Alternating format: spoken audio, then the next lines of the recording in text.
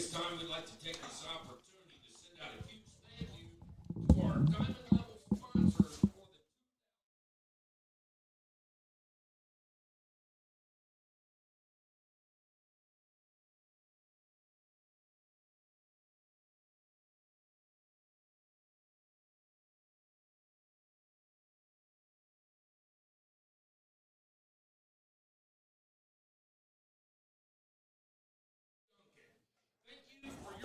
Welcome in, Sylvan Hills Bears fans, to a great day of baseball here in Arkansas as we have the Sylvan Hills Bears facing off against the Jacksonville Titans for an in-conference 5A Central matchup. Should be a fun one here today. I'm excited to get this baseball underway. This is going to be my first baseball game calling live, so bear with me if I'm a little rusty coming out to start here.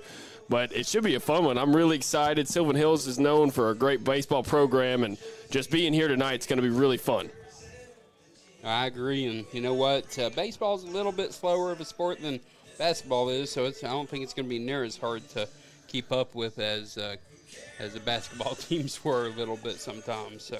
Yeah, I think you're right. And this is going to be our cameraman, producer, and color commentator, Will Watkins, over here. So he's got a whole lot of stuff on his plate tonight. It's okay. I love baseball, and it's a beautiful afternoon. Sylvan Hills has some fantastic facilities here. As far as the press box goes, you don't see many high school programs with these nice facilities. So they're very very fortunate to have these top facilities, and the overall district just supporting the athletics. So this is my first time out here at Mike Bromley Field for Sylvan Hills, and I'm definitely impressed. I'm loving the look of the field. It's really pretty out here, that's for sure. And this perfect weather kind of helps. Yeah, in the past when we've done some games for Montmel, the weather has been less than ideal. So this is a gorgeous day for a doubleheader of conference play.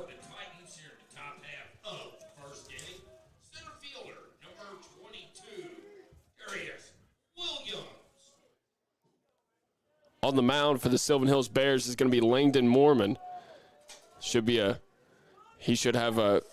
Hopefully he has a good game here tonight, and we're going to get it started up here. This is going to be number 22 for the Titans leading off.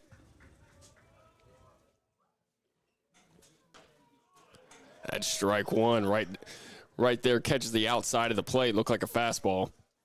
Yeah, that was a great first pitch of the game, just to get it over, get a strike, and get the first inning going. This one goes up real high. I'm not sure if they're going to be able to get it, and it goes foul, out of reach, out of the play area there. So the count's 1-1.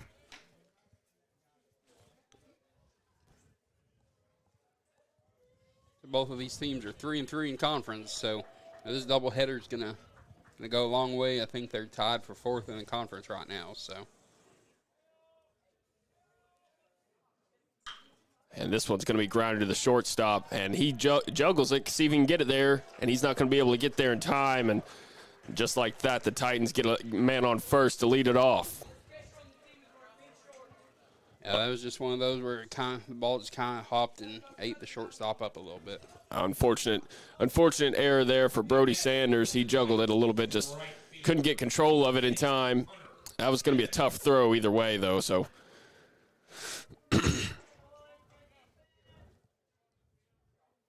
Now it's going to be number 10 for the Titans. This one's high.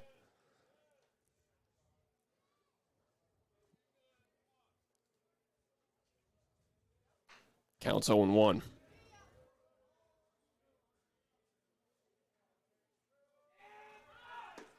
Oh, and they're going to try to catch him at second, and he's going to get there in time. I believe that's what they were trying to do with that first pitch as well. I think they had a guess he was going to try to steal second there, and they were just trying to get the catcher in a good position to pick him off. Unfortunately, couldn't get the ball there in time. Yeah, it changes the whole thought process of the pitcher in this first inning. Guy already in scoring position. That one looks like it hit him. I'm not really sure. Did it hit his helmet right there? I think so. It almost sounded like it hit the knob of the bat, but Well, with these being metal bats, I thought the catcher reached his glove up like right around the time where it was about to hit him. I wasn't really sure. Kind of looked a little confusing out there. Now batting for the Titans, the shortstop, number 3, Jarius Edwards. This is going to be number 3, Jarius Edwards, in the third spot for the Titans. Man on first and second now, no outs. See how Mr. Mormon on the mound can handle this pressure here early to start the game.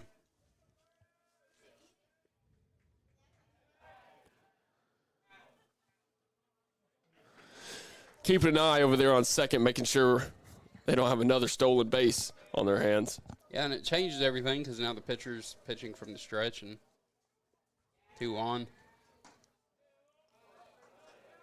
Guess that one was a little high. And not much. It barely missed the zone there if it did. I thought that was going to be a strike there, but it was a close one, that's for sure. That one's going to be outside. Yeah, a little bit lower. I think he's probably trying to induce a ground ball here to try and get 2. Looks like we're going to have a visit to the mound real quick just to kind of get him under composure maybe a little bit. I believe that's head coach Zach James walking out there to the mound. Give a quick shout out to head coach Zach James. I believe it was Coach Tipton. Coach Tipton stepped up to the athletic director role, and he and coach and head coach Zach James got promoted to head coach. So I believe this is his first season at the helm here for the Sylvan Hills Bears, and it's exciting to see him out here working. Yeah, Coach Tipton has really made this program, into one of the great 5A programs in baseball. I think 3 state championships. So it's very, very big shoes to fill, but I think Coach James has got it in him. So, and that one's going to catch the plate right there on the edge for a strike. Counts 2-1.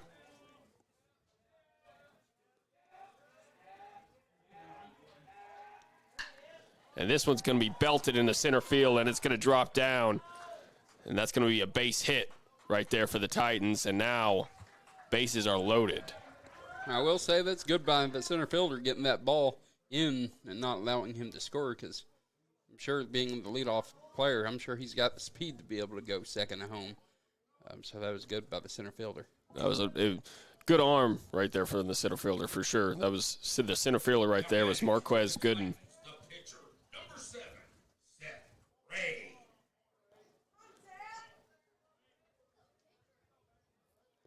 Number 7 for the Titans.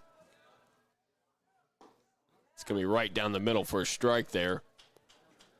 Good pitch to start off this batter with.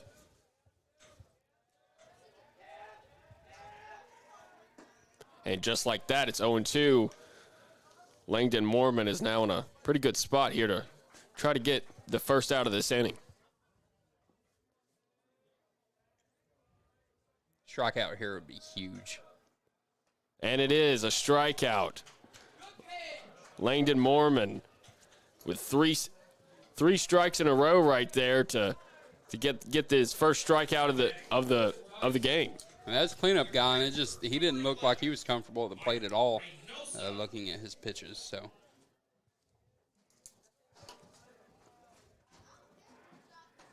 first one's going to be high. It's fastball just a little bit too high.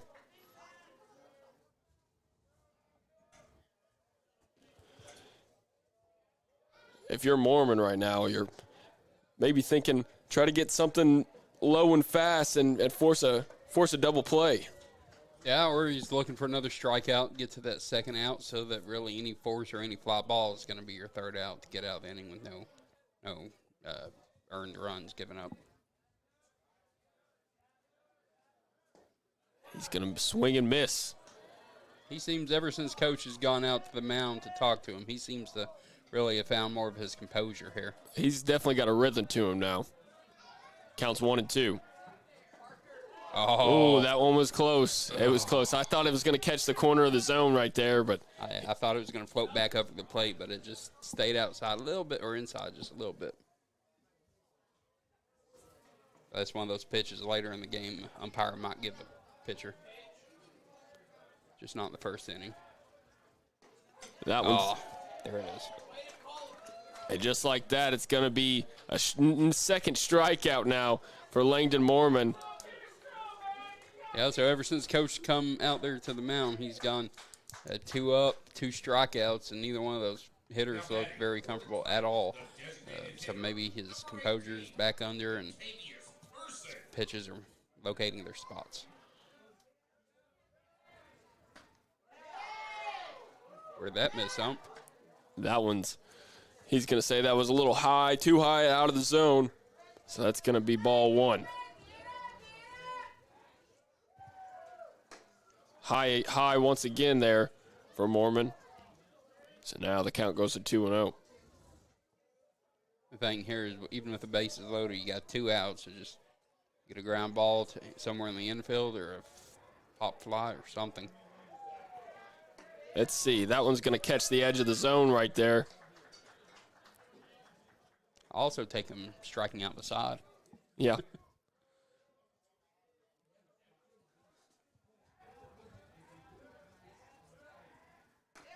This one's going to be on the outside. That brings the count to 3-1 now. Yeah, now this is going to be a pitch, big pitch here in the inning because you don't want to walk in and run. Especially a guy that got on base because of, I don't know if they called it an error. This one's going to be hit to right field, and it's going to hit, and it's going to drop down. And just like that, there's 1 run on the board. Oh, the Bears make it. The Bears try to get it to third base, but they can't get control of it. And just like that, they give up an easy run right there to the Titans. And so they lead this ball game 2-0. I was just unfortunate trying to make a play that just get the ball back in the infield. But hey, it's the first inning, so we got a long ways to go. This is a long ball game, that is for sure. Game of runs. Just see if you can't hold this one off. Try to get out, get this last batter out right here, and get out with as little damage as possible. Fastball outside on the inside, and that's going to be ball 1.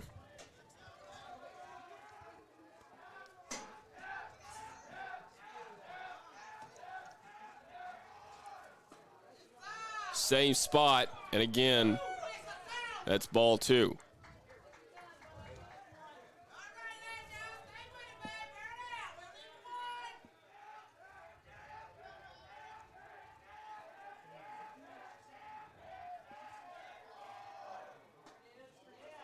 This one's going to be high again, and that's going to be ball 3. 3-0 is the count.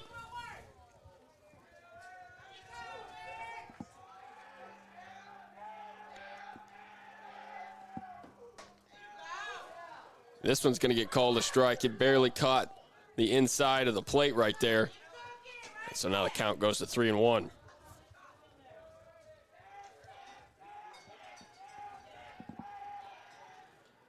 And this one's going to hit the batter. And that's going to load up the bases once again.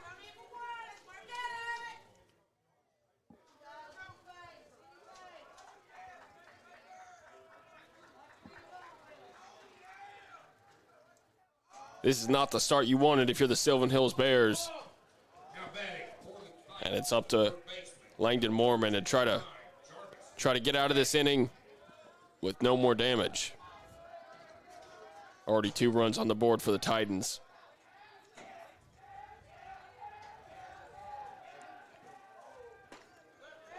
And that one's going to catch the inside of the plate right there. Nice fastball to start off this batter.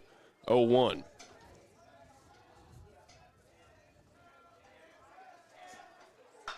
This one's going to be blooped to the first baseman, and he's going to catch it, and that's going to be the end of the top of the first. Great job of the Bears to get out of a sticky situation. Score is 2-0 Titans. We'll be right back with the bottom of the first.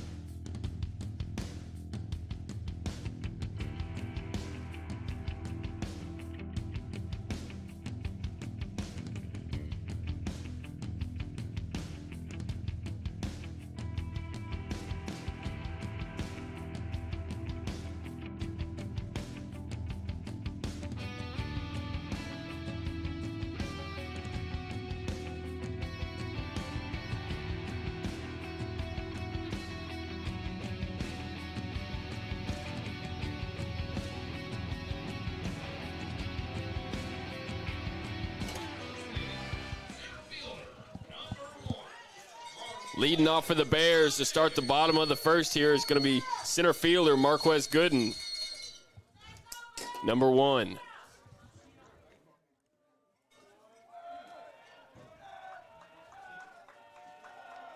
First pitch in the dirt on the outside. That's going to be ball 1.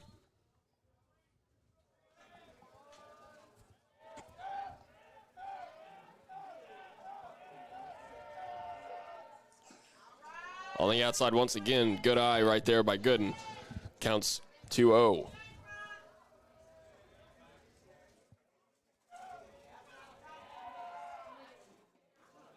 And that one's going to be low once again. Counts 3-0 now. It'd be really nice to be able to get here as a leadoff walk. You know, it's 3-0. And that one's going to be high once again. And just like that, Marquez Gooden goes to first base. Well, take it all day long. Now batting for the Bears, the right fielder, number 11, Alex Davis.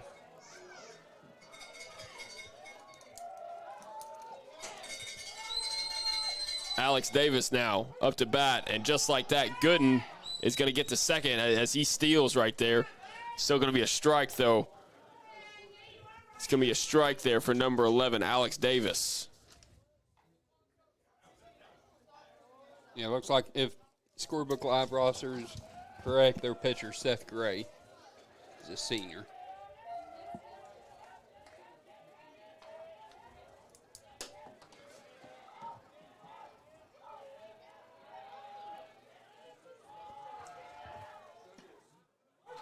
And that one's going to catch the outside of the plate there for Davis.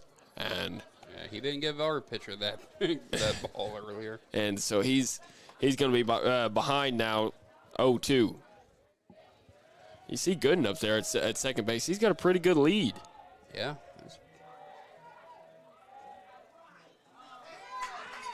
And let's see, they're going to get him out at first, but that's going to get Gooden to third base.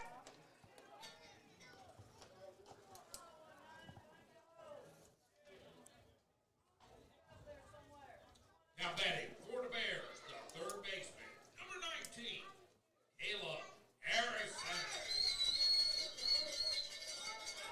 Number 19, Garrison, third baseman here. Great chance, one out. Guy on third base. Let's get a run in here. That is Harrison, Caleb Harrison.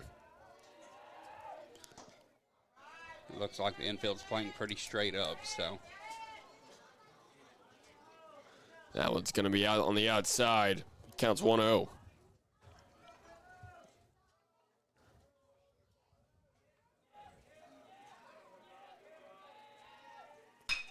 And looks like Harrison is going to belt it right there to shortstop, but he bobbles the ball, and that's going to get in Gooden right. That's going to get Gooden across home plate, and that's going to be an RBI single for Caleb Harrison.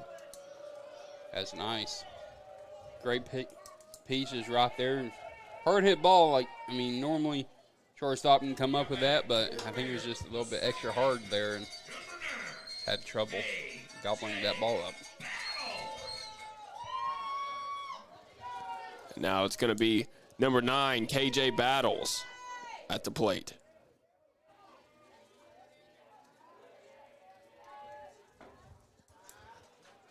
Swing and a miss on the first pitch. Feel like I've been seeing a lot of KJs lately. Yeah, it seems to be a pretty popular name among this generation. And that one's going to be low, below the zone, and that evens up the count 1-1.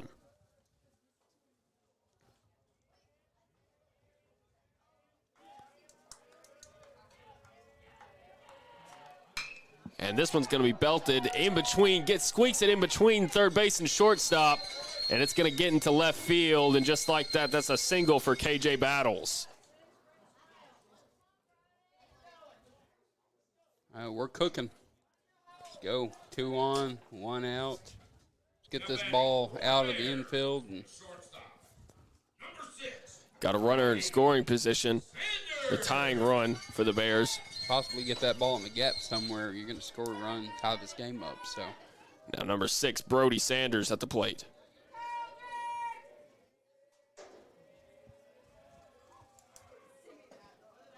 That's going to be too high. Ball 1.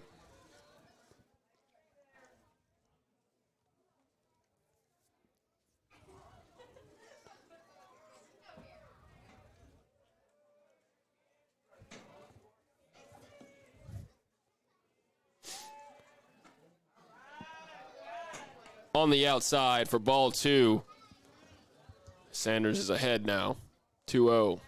The pitcher's a senior, so he's been through this. So he's been in gems before, so let's see if he can work out or if the Bears can answer here and tie this game up.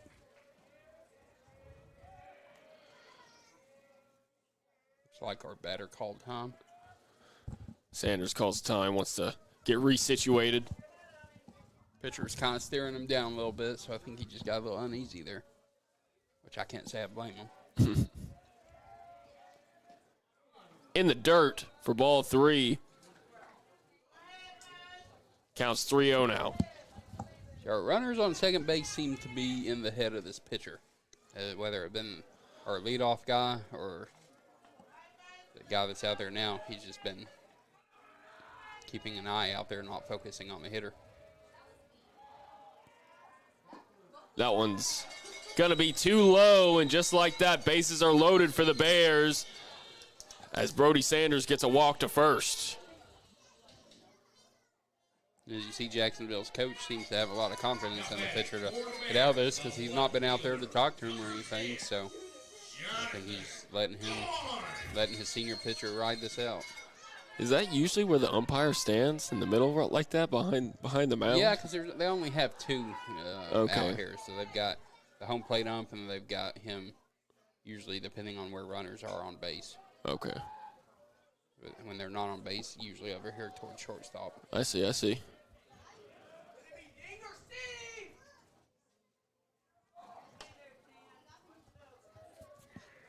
I noticed that 2 years ago when we did a couple games, it was like very skeleton crew. Mm-hmm. Swing and a miss on the first pitch. Jonathan Goins now on the mound. I think he was trying to give us a lead with that swing. I think he was, too. He was definitely swinging for the fences. Yeah, if not for the fences, at least the gaps. The wind might be a problem trying to get one out of here. Looks like the wind's coming in, it does. As well as these high fences. Yeah. Counts 0-2 now after another swing and miss from Goins.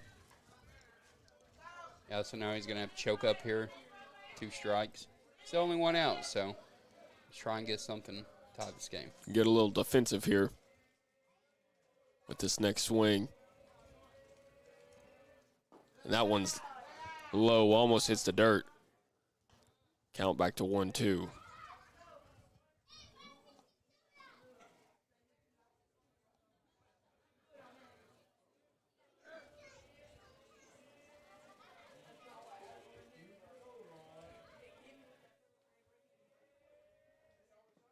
That one's going to be low once again. Count even now, 2-2. See, our hitter here is forcing the pitcher to make his pitch. He's not swinging anything out of the zone. He's telling him, hey, you're going to get me out. You're going to get me out in the zone. And that's what you have to do as a batter, because Gray's definitely trying to get him to chase, and Goins is not letting it happen. And that one's going to be in the dirt as well. So now we have a full count, 3-2. Good job from Jonathan Goins to battle back in this count and force it into a full count. Went from 0-2 to 3-2. That's great patience at the plate. This is going to be a good at bat no matter what now, just the way he's battled back into this. And Goins is going to swing and miss on that pitch. He did so good being patient to get back to 3-2 count, and unfortunately the pitcher won that battle. The 8th pitch of the at bat? I think that was the sixth pitch. Yeah. I'm not good at math apparently, even though I do math for a living. It's okay. The base is loaded. Get base hit, tie the game. Bases loaded, 2 outs. That one's going to be high. I'll be okay with 5 taking 4 straight balls to tie the game, too. As Taylor Burns watches that one go above the plate there for the first ball, so the count is 1-0. And that one's going to be low. Good eye right there from Burns. Yeah, saw one at eye level, then saw one at, below the knees right after, so it's good patience there. Not trying to swing at that one under the knee.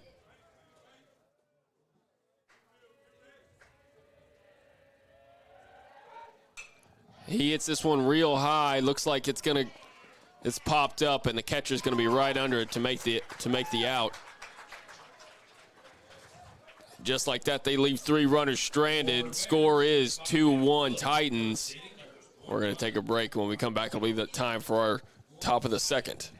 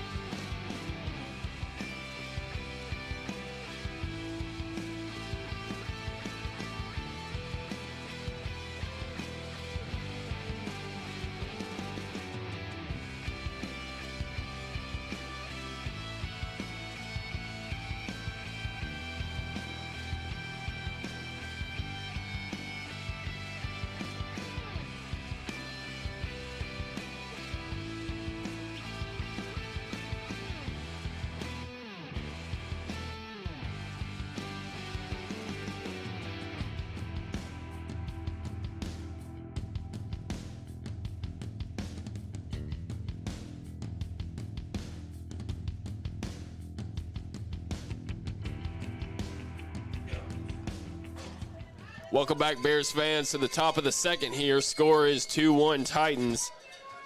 See if the Bears can make quick work of this top half of the inning and try to get back in the score. Try to get back and tying up this ball game. Swing and a miss on the first pitch there. That was a pretty nice pitch right there from Langdon Mormon.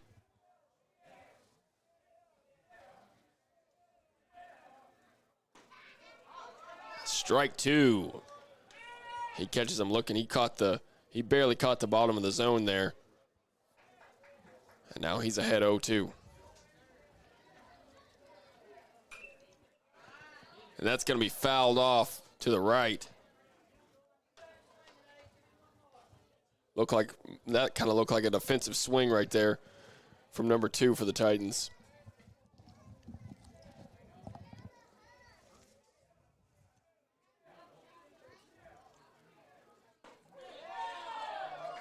And he strikes him out, catches the outside of the plate there. Great job from Langdon Mormon. That's going to be his 3rd strikeout of the ball game as he catches him looking.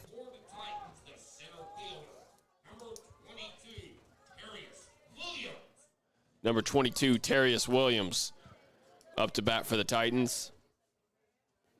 1 out.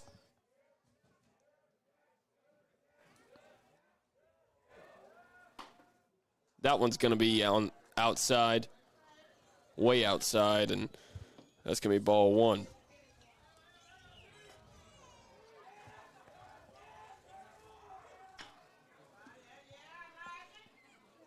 He gets a piece of that one, but it's going to go foul. That's going to even up this count to 1-1.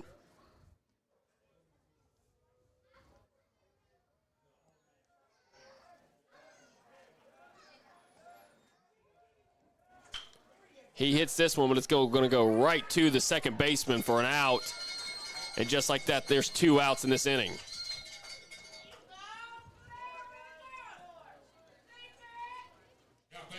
KJ Battles, the second baseman, didn't have to do too much to get under that one. He took a step forward, and he was right under it.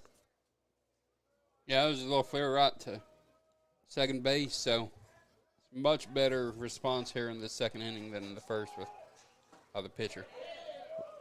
Nice pitch there from Mormon as he gets the first pitch strike.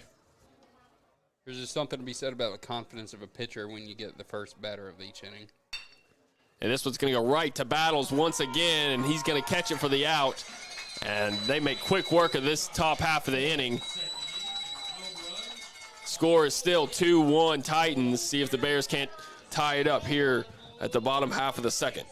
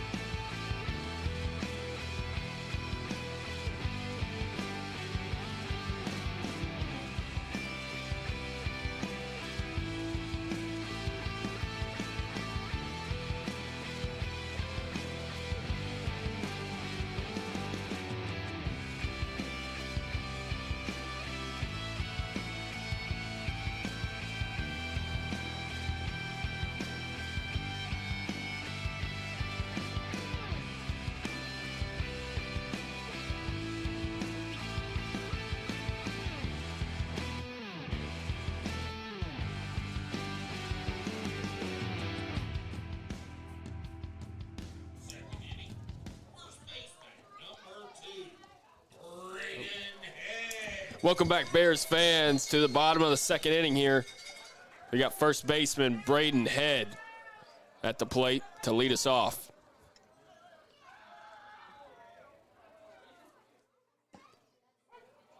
That's going to catch the outside of the plate there for strike one. It's just the second inning. The strike zone's already expanded. On the inside, it's going to catch the inside of the plate for strike two. I think you're right. It does feel like it's expanded just a little bit. I'd say the umpire has got somewhere to go, but he's got another game after this. So. And Head's going to get a piece of it, but it's going to go foul.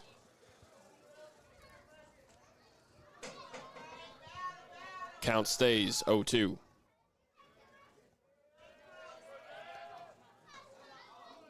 And that one's, I thought it almost hit Head right there, but looks like it went right over him. That's going to be ball one. It hit something. So I don't know if it was the knob of his bat or something, but it hit something. I think that must have been the catcher's glove that made that noise. That's possible.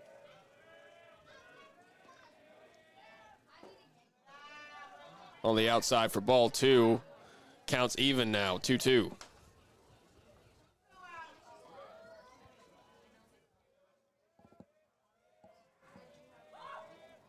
And he's going to get a piece of this one. It's going to go in between the shortstop and third base into left field, and that's going to be a base hit for Braden Head. Good leadoff batter right here to start the bottom of the second. Yeah, it was just nice. He kept the barrel on the ball in the strike zone, just swung through it and got him a nice single on the pull side. So nice to get the leadoff guy on base because that messes with the pitcher. Now he's got to, change his mechanics up to pitch from the stretch, and so it's just a lot of different things change when you get that first guy on base, I think. At the plate for the Bears is Max Percival.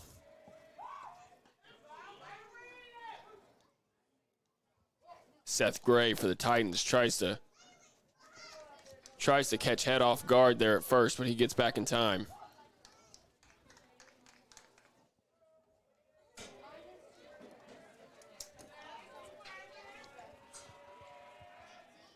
Again, trying to check first base. Yeah, he's really not got a big lead over there, so and the first baseman's not even on the base, so it's an interesting attempt at pickoffs here. Might be some type of scouting report.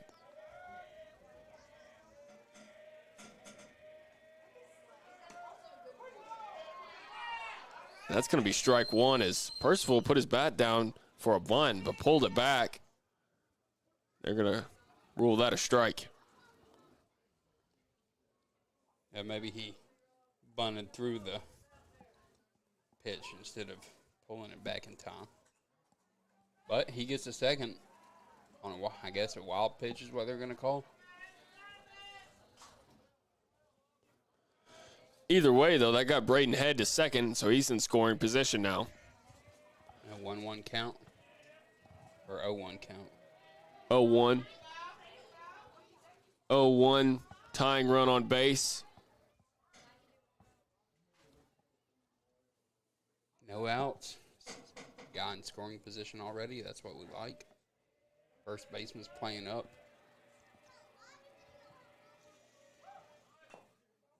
Percival's going to try to get in for a bunt again. It's going to go foul, so the count goes to 0-2. Yeah, now that changes a whole lot trying to lay down a sacrifice here, and it's 0-2 count. Foul that off again, it's going to consider out, so.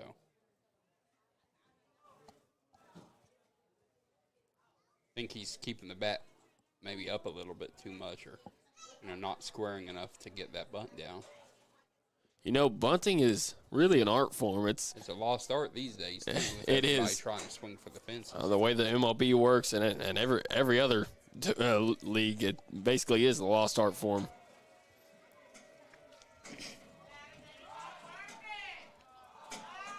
Yeah, I said in the first inning, when a guy gets on second baseman, their pitcher gets uneasy.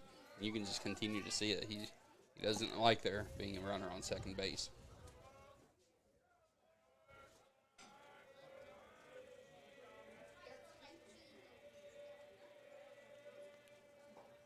And Percival's going to go down swinging. That's going to be a strikeout for the Titans. Yeah, it's tough when you try and bunt twice in a row and can't get them down either time. And when you get up there, you're defensive 0-2 count. And a little bit behind the 8 ball, so to speak. And we're back to the top of the order now with Marquez Gooden, the center fielder. He walked on his first attempt.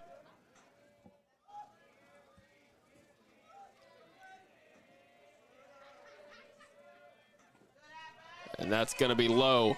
And they're going to try to get it at third, and he gets there in time, safe. It's going to be Braden Head.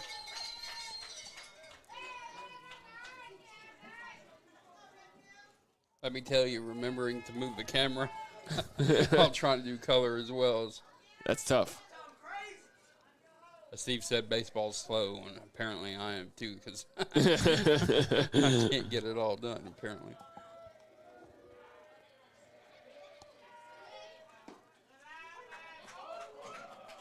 Yeah, like I said, the zones expanded a little bit. That one looked like it was outside, high and outside to me, but they're going to get him for a strike right there.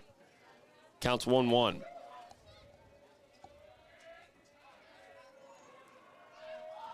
they're going to check him at third.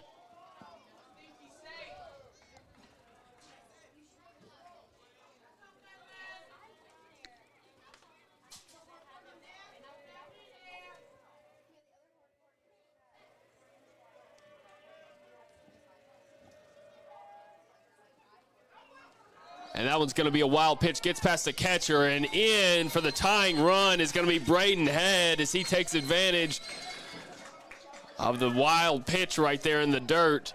Just like that, all tied up 2-2. So now you have a different philosophy here. As a hitter, you're going to try and work the count full and maybe draw another walk, or are you going to stay aggressive here with this 1-2 count with 1 out?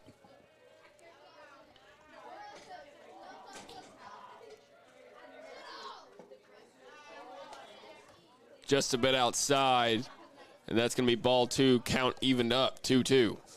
And changes for the pitcher, too, now that there's no one on base here.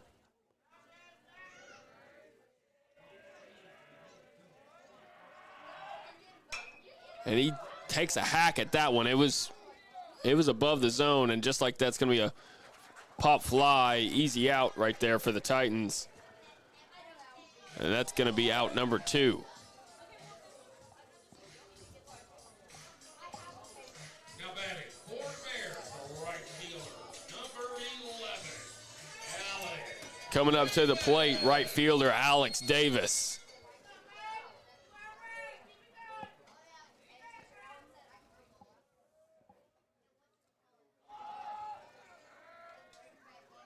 And he gets a hack at it. It's going to go over the head of the second baseman, and he's going to be in there for, looks like 2. He's going to goes around first, and he's going to get there in time. That's an extra base hit right there for Alex Davis. Did you see the little celebration? I did. I saw the Karate Kid. Yeah, the Karate Kid. The original Karate Kid move. None of this Cobra Kai stuff. Okay, so now we have a chance here to take the lead, and guess what? There's a guy on second base, and this pitcher hates it. So let's try and take advantage of this here.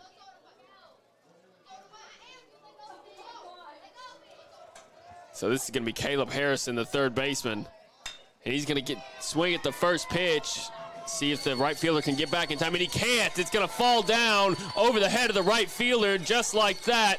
He's going to get to second, and that's going to give the Bears the lead as they now lead 3-2. That was a great swing right there from Caleb Harrison. Over the head of the right fielder it went, and he had no trouble getting to second base. They just traded places out on second base, so let's just keep doing that over and over again.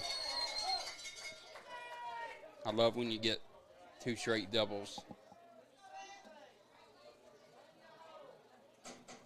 Let's get 3 straight. Looks like they've got a pinch runner here. And I don't know, baseball rules are the same, but I know in softball you can actually pinch run for someone and that player not lose their spot in the lineup. I feel like if they're doing a pinch running this early in the game, that's got to be, that would make Very sense. much possible. So this is going to be number 9, KJ Battles at the plate. He singled last time up. That was a nice hit, too. That was a nice, firm single up the middle. Do that again, we can score again.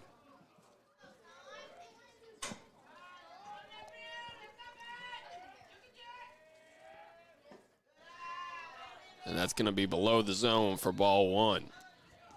Let's see, we're being aggressive at the plate right now, so I like it.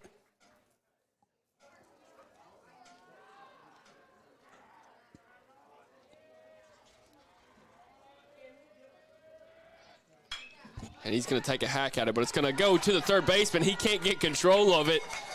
And so that's going to get him to first base. Runners at the corners now.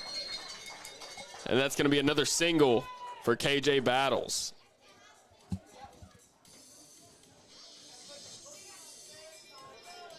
Oh, they're playing Baby Shark. Come on. Now batting for Bears, the shortstop, number 6. And this is going to be number 6, Brady Sanders, the shortstop at the plate. Yeah, their catcher comes out, kind of gives some signs, let them know what to do. But 2 outs, so you got first place, so you kind of know what you want to do. Last time at bat, Brody Sanders was walked. I'm sure he'd take a walk right here, and I don't think Jacksonville would want that load the bases up again, but.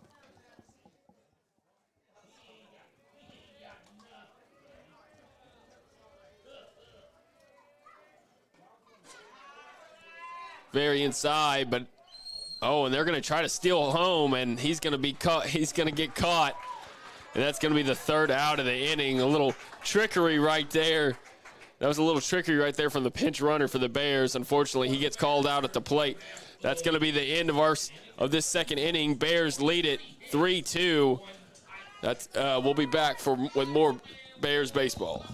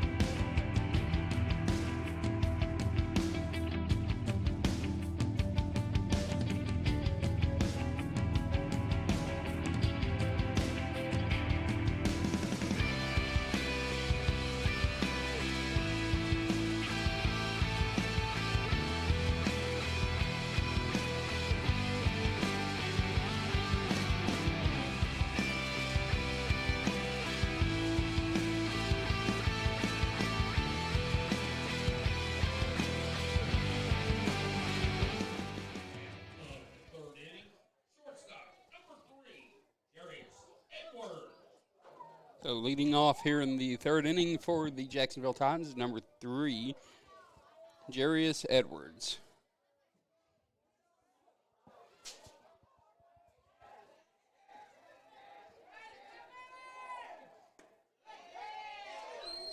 That pitch is there on the inside corner for strike 1. It's good to get ahead of the hitter as the first hitter of the inning, so. That one's just a little inside to even the count at 1-1 for number 3, Jarius Edward, their shortstop.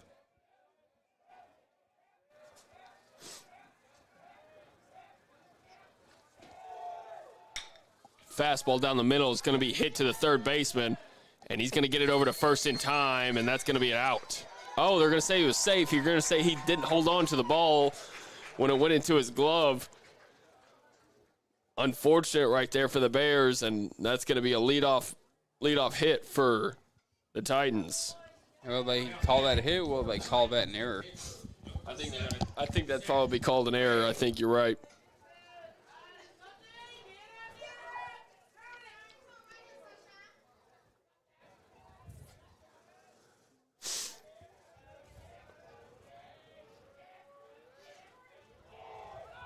They're going to try to steal second, and he's going to get there with no throw from the plate. Yeah, I think the catcher looked like he double clutched that ball, so. You know, and if you know you're not going to get there, might as well not throw it and maybe have an accidental loose ball where he gets the third. Yeah, you don't want to risk anything. That's going to be high above the zone. Especially with no outs here. For ball 2.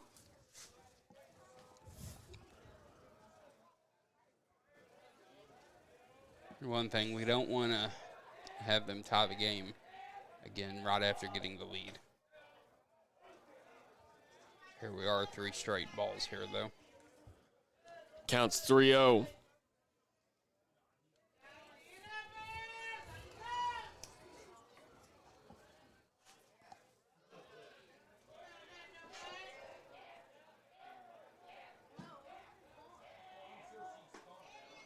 That one's going to get in there for a strike.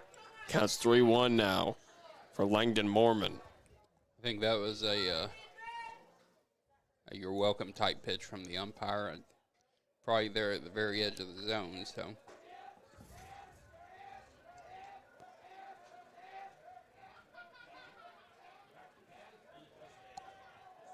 Mormon tried to get him to chase there, but he wasn't biting. And so he's going to get a walk to first base. Yeah, and if you watched his delivery, he kept his eyes on second base until that ball was coming over the top in his rotation. So I wonder if maybe that had anything to do with the ball just being a little high and outside. Up to bat for the Titans, Michael Reymosa, the catcher. He tried to bunt, goes off the bat behind the catcher. So that's going to be strike one.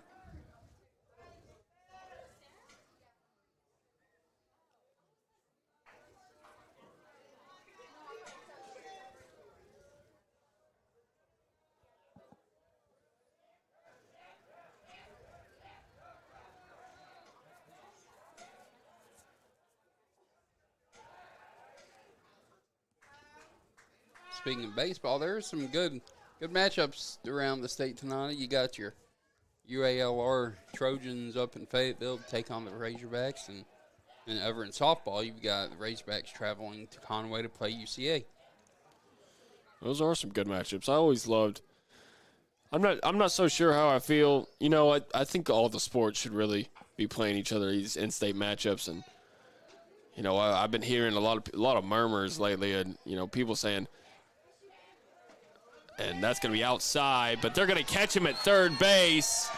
Nice job right there by the catcher to pick him off on the steal attempt to third base. Yeah, so it was a double steal, so they do still have a guy in scoring position here, but it was nice to get that guy out at third so that, you know, just a deep fly ball can get him home, so that erases that possibility. So you're really going to have to get a hard hit base hit to get the guy home from second. So counts 1-1. It's going to be high. Count goes to 2-1. Back to what I was saying, though, I think it's good for all the sports to play the in-state schools. I think that's just good for all the programs all around. Yeah, in softball, you know, UCA went up to Fayetteville and beat the Hogs earlier in the season, so Hogs are going to have to go to UCA and fend off not being swept by an in-state schools, so that's an intriguing storyline. Oh, and it's going to get by the second baseman as he was trying to pick him off. Yeah, unfortunately, I think that was just a bad throw by the pitcher because he kind of threw there to the left of the base or second baseman instead of at the base. Looked a little side-armed almost. Yeah.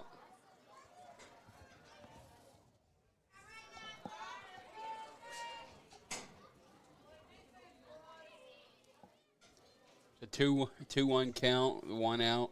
You know what? Just focus on getting the hitter. Preferably by strikeout. And then you got 2 outs and really changes the whole possibility of that guy scoring from third. So. And he's going to get him swinging right there. Yeah, 2-2 count. So again, just focus on this guy. Don't even worry about the guy dancing over there at third base unless he gets too far off the base. Just focus on the hitter. Ooh. And he's going to hit the batter there, and number 11 is going to take a stroll down to first base. When I said focus on the hitter, I didn't mean hit him. But, hey, you know, it happens. Baseball, you get hit by pitchers all the time. So some guys are just magnets for getting hit by pitch. So looks like another mound visit. Maybe. I can't see. Do we have bullpens here? Can't really tell. I think our bullpen is out there to the right, I think. Yeah. So we wouldn't be able to see too well.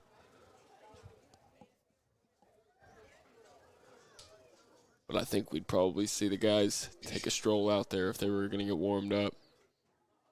But here's the good, I guess the only good thing that can come of, walking that guy is now you've got a guy on first, so you can get yourself a 5-4-3 double play or 6-4-3 double play, anything like that to get him out of this inning. Now batting for the Titans, the designated hitter, number 18, Quintavious Ursay.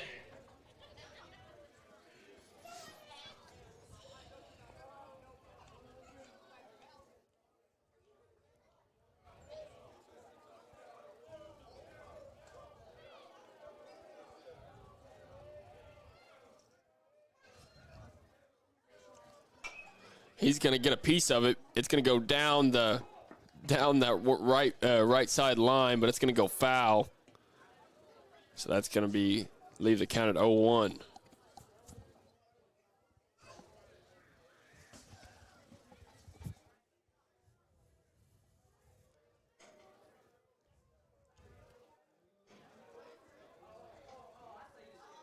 The hitter's sitting there getting the signs from the third base coach. So coach probably tell him, hey, let's not. That one's going to be high. Let's see if the catcher can get under it. And it looks like he will, and he gets him out. That's going to be out number 2 for the top of the third. And that's a big out, getting the designated hitter to pop up to the catcher. That's big when you have a guy on third base. You have a runner on third base. Now batting for the Titans, the first baseman, number 24, Michael Bryant. And this is number 24, Michael Bryant for the Titans at the plate. He's going to throw it. Catcher's going to throw it to second, and they're going to get him out at the plate. Great job right there to execute a tough play. I thought he was going to get home, but that was a good throw from the second baseman back to the home plate. Jacksonville takes a page out of Sylvan Hills' book right there, trying that double steal and get home. So that's going to be the end of the top of the third. We're going to be back with some more Bears baseball after this.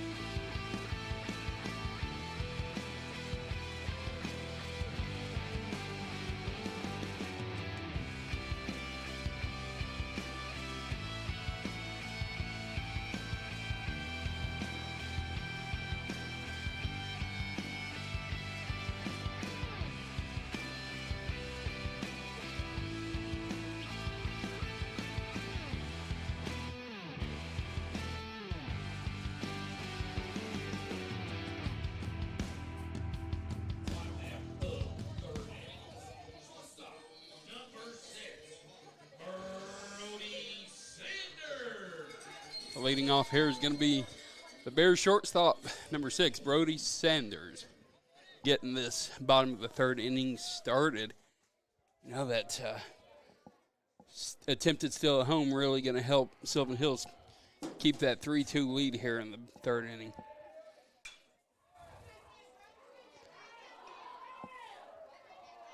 He comes out aggressively swinging, gets that first foul, makes it 0-1 count here.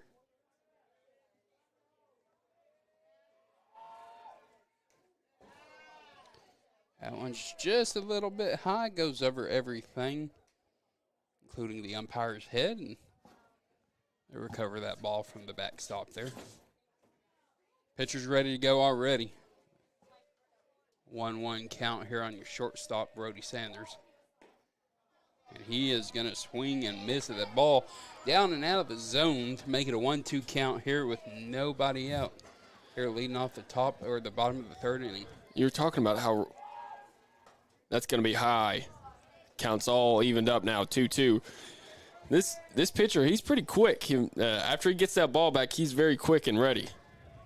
Yeah, they don't have pitch clocks in high school baseball, but if they did, I don't think he'd have one issue pitching under that pitch clock. I don't think he would either.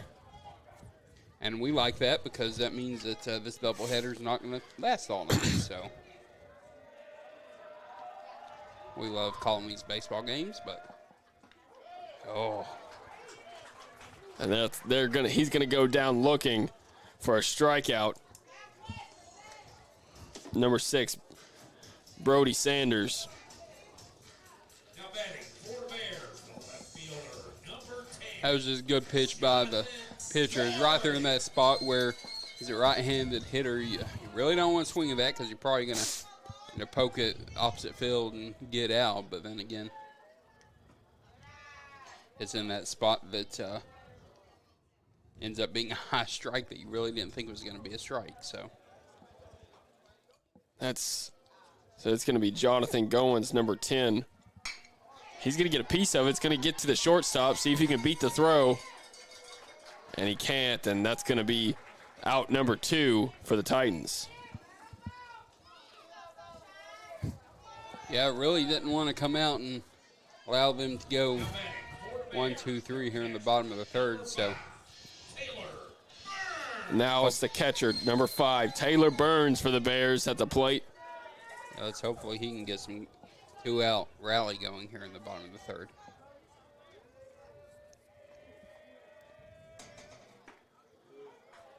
That's going to catch the inside of the plate for strike number 1.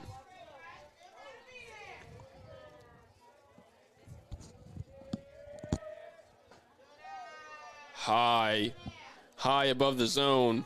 That evens out the count, 1-1. If anything, we have a lady here who's a big Bears cheerleader. He's going to take a hack at that one, and it goes foul. Counts 1-2.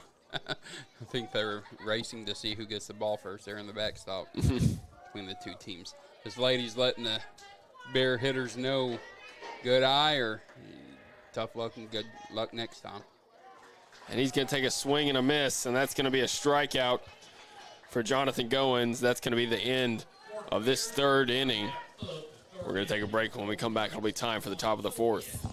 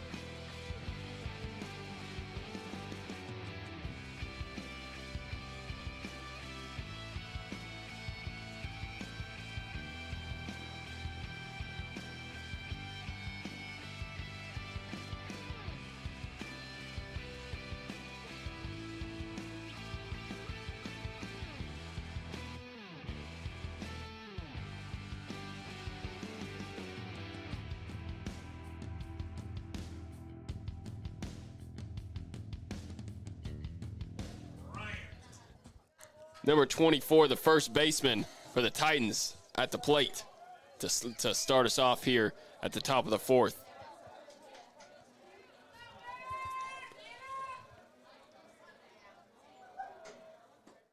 Strike 1. Nice little fastball there from Langdon Mormon. Yeah, and it was telling away from the right-handed hitter, so. Strike number 2. Coming out with some passion here to get these guys to chase. That one, almost caught the inside of the plate, but they're going to call that a ball. Counts 1-2. But it's going to make the hitter think again on this next pitch. and he's going to get a piece of it. Second baseman's going to get there. Can he make the play? He can, and he's going to be out at first. Great job to track that one down, KJ Battles.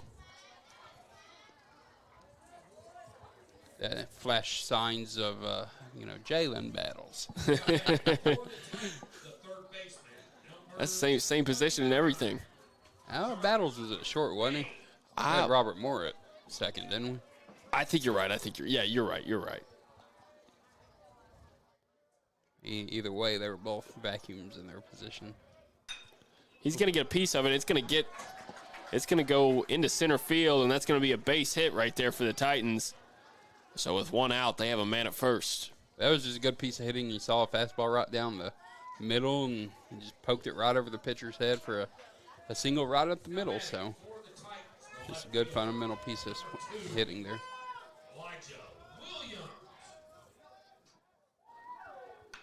He's going to bunt down the third base line. Third baseman's there, and he's going to get him out at first.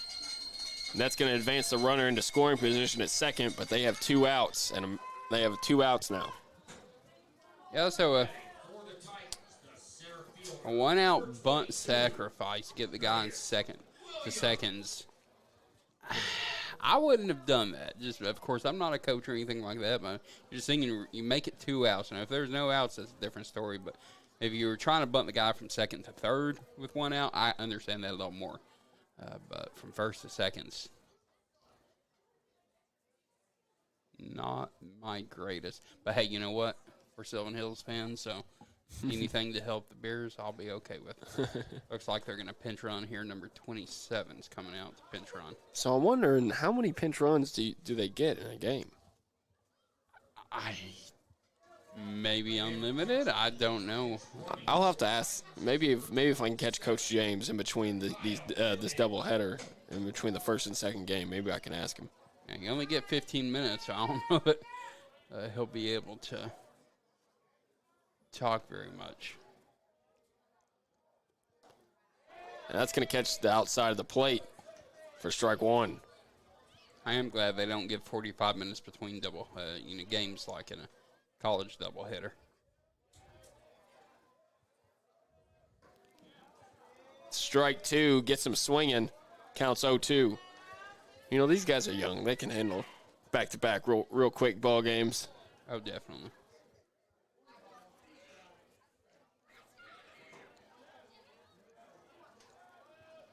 Strike 3, gets him down swinging. Great job right there from Langdon Mormon as he ends the bottom of the fourth or the top of the fourth with a strikeout. We're going to take a short break. When we come back, it'll be Bears up to bat.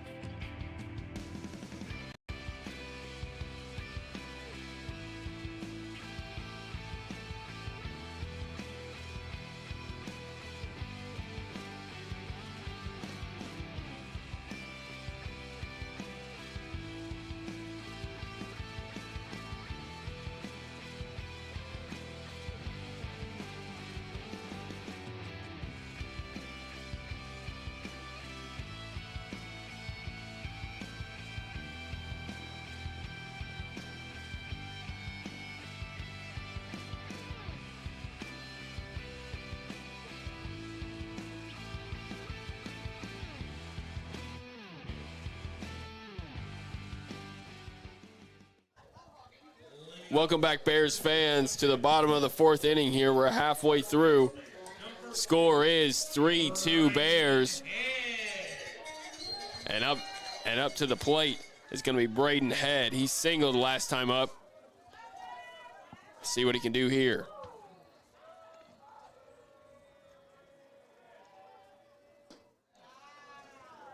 It's going to be on the outside of the plate there for ball one.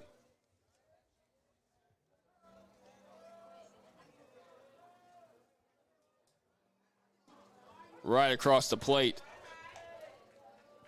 for strike one. Counts even 1-1.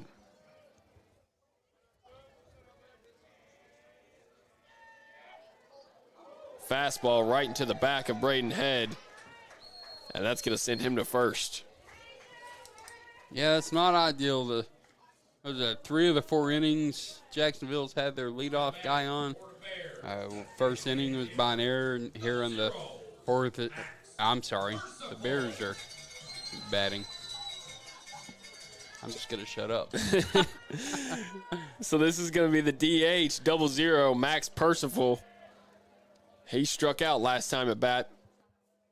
See what he can do here.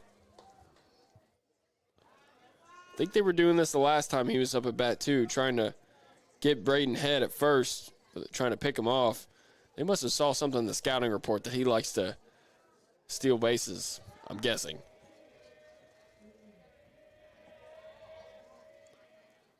And it's going to be a bunt right there from Percival. See if he can get to first. And he doesn't get there in time. So he's going to be out at first, but that's going to advance Head to second base. So with one out, we have a man in scoring position at second. And it's going to be the top of the order, Marquez Gooden. Marquez Gooden up at the plate. See, let's see if we can extend this lead. It's been 3-2 for a while.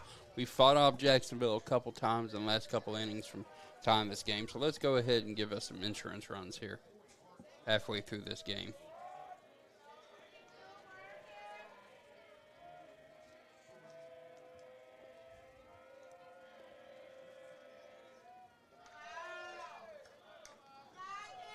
The pitcher seems, just like you said earlier, they just seem a little uncomfortable. When you got a man at second there, you just don't like, it just feels a little uncomfortable having a runner behind you like that. Yeah, he's shown from the first inning that if you can get a guy on second base, he does not like it. They're going to try to get him at second, but he's going to get there. He's going to get there in time. A little bit closer than we'd like, and maybe I thought dive a little bit there. I got a little nervous there. It looked pretty close. Just kind of nonchalant, jog back to the base, but, I mean, he knows his own speed, so.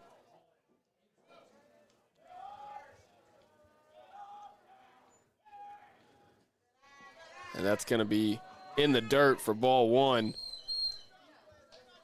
Runner out at second sure is extending his lead. He almost thought about taking off at third, but then he saw the catcher. Identified where the ball was, so I think we're going to have a meeting on the mound here. Meeting on the mound. Looks like head coach for the Titans wants to have a little discussion with the pitcher. The 1-0 count with one out. Again, that guy at second base, the runner at second base, just continues to give this pitcher issues. He's just overthinking having the guy out at second base. I think the catcher might be, looks like he might be a little injured, like he got hit or something. He walked up there pretty slow to the mound.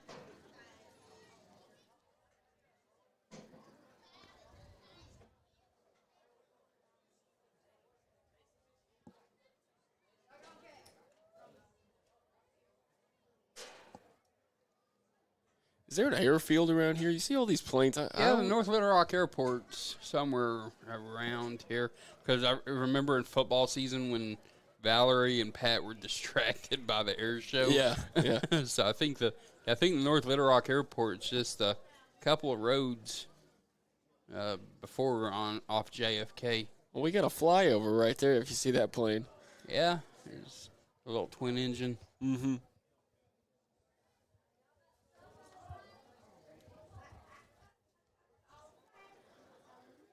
And after the meeting on the mound, Seth Gray is going to stay in charge right there. Yeah, that was a really long meeting at the plate.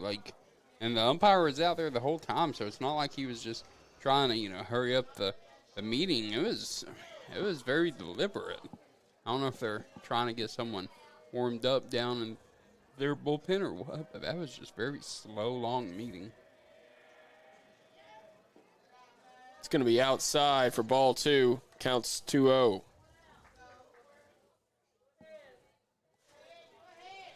Gooden walked on his first at bat as well, so he's trying to pick the man off at second, but he's safe. He slid that time, so.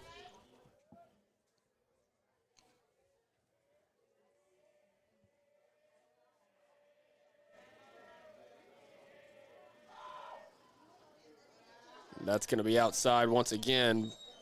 Counts 3-0 now for Gooden. Guy on second base is doing his job. He is out there. He is in the mind of this pitcher. 3-0 count, and none of these pitches have been close. And 2 of the 3 in the dirt.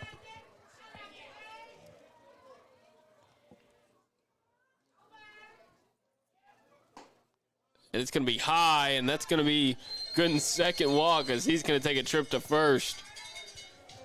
That was good patience there by the hitter, knowing that this pitcher's not locating his pitches. So the more he can just stand there and force the pitcher to throw a strike, the better it's going to be for his chance of getting on base without swinging the bat.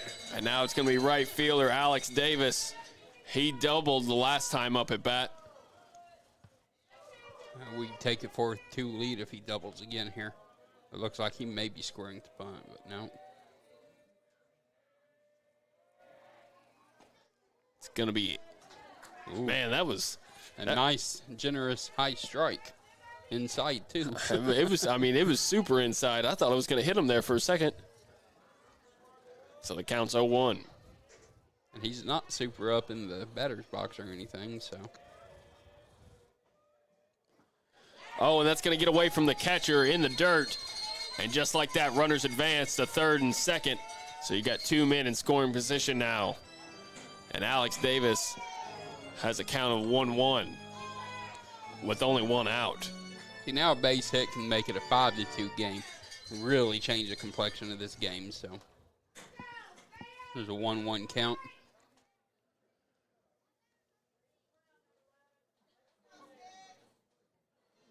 Looks like they're examining the baseballs. Doesn't like that baseball, so throws that into the dugout. They'll throw it back out in an inning or 2, and they won't know the difference.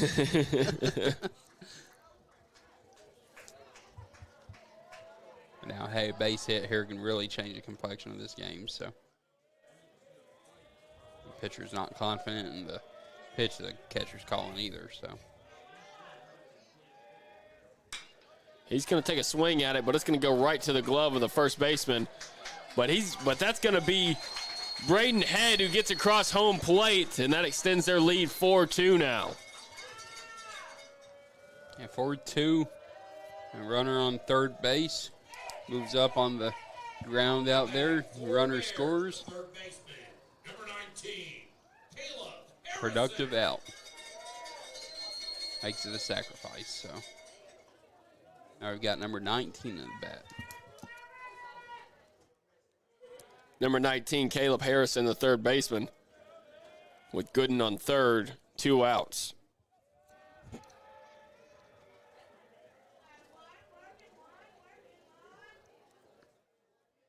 I just want to reiterate again that these facilities are nice. This is, again, not many times you can go to high school and get these kinds of facilities, especially a press box and all these chair back seats. It's nice. And that's going to be below the zone for ball 1. If I wasn't working, I'd be out in one of those chair back seats because that's comfortable. No, I took a step out to use the restroom earlier, and that was, and I was kind of just didn't want to come back in here. I kind of liked it out there. It's going to be high for ball 2. Yeah, those chairs are seemingly a little more comfortable than these metal folding chairs that we're in here, but if that's the only not so positive great thing about this is that we're doing pretty good. He takes a swing. I'm going to see if it goes foul, and it's going to go out of play. Out of play, and that's going to leave the count at 2-1. There's nothing negative about the facilities. I'm just saying, if there's one thing, it'd be we're in metal seats, but those chairbacks down there, they're comfortable. I took a break while trying to get the big box full of equipment up here. Halfway up, I took a break and sat down. I was like, oh, these are comfortable.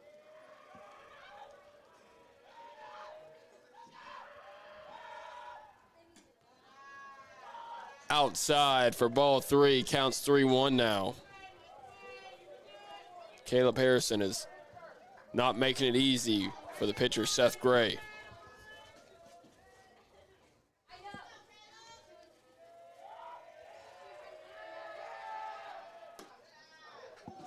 And that's going to be strike 2. Counts full now. Making the pitcher work, the pitcher's also making the hitter earn whatever's going to happen to him in this at-bat. So Caleb Harrison has singled and got an RBI double already in this ball game. See if he can't get another one. Takes a swing. It goes out of play on the right side. Foul ball. Count stays full, 3-2. 2 for 2 in this game already. Let's make it 3 for 3 and make it a 5-2 game.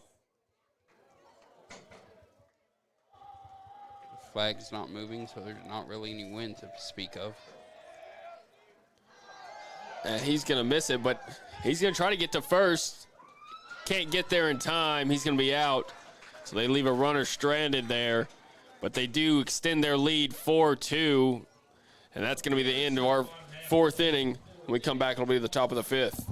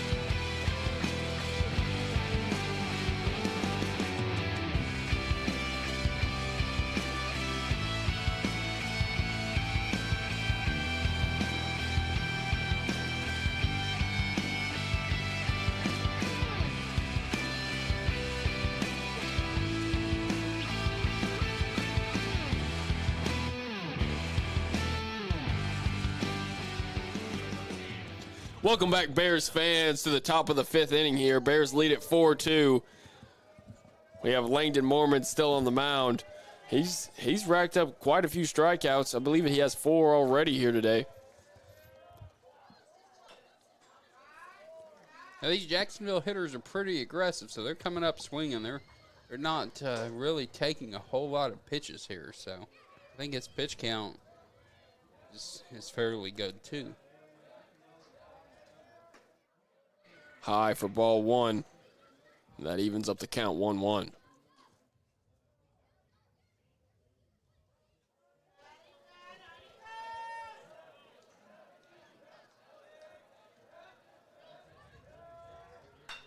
He's going to get a good hit on that one and see if the left fielder can get there. He can't. It's going to fall down. And so that's going to be a base hit for the Titans.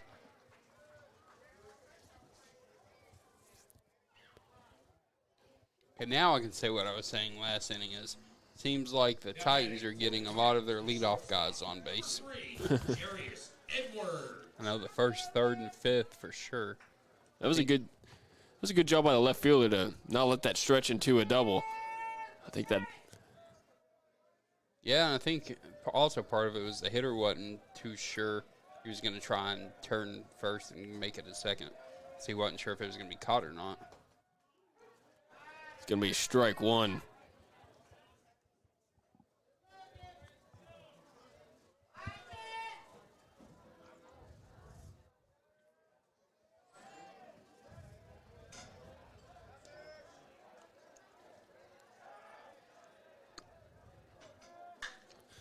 He's going to take a hack at that one. It's going to be high up in the air. See who calls for it. It's going to be the left fielder, and he gets under it, makes the catch for the first out of the inning.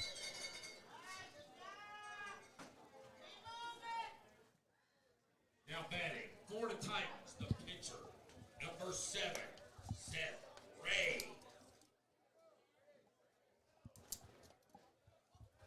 That left fielder, Jonathan Goins, he was looking into the sun on that one, so that was a good job making that catch. Yeah, it's that time of day where that sun's high and it's difficult to check those 5 balls, but he did a good job there. It's going to be high. They're going to try to get him at second. And again, second baseman couldn't make the catch as it hits the ground and bounces right over him. I thought they were about to get him in a pickle right there. Yeah, and the runner did too. He kind of stopped like, uh-oh, do I try and go back to first from here? But I think maybe that ball was just thrown a little bit too hard there from the catcher, and one hopped the second baseman and made it very difficult to try and catch that. Lucky for the Jacksonville runner. What are they doing?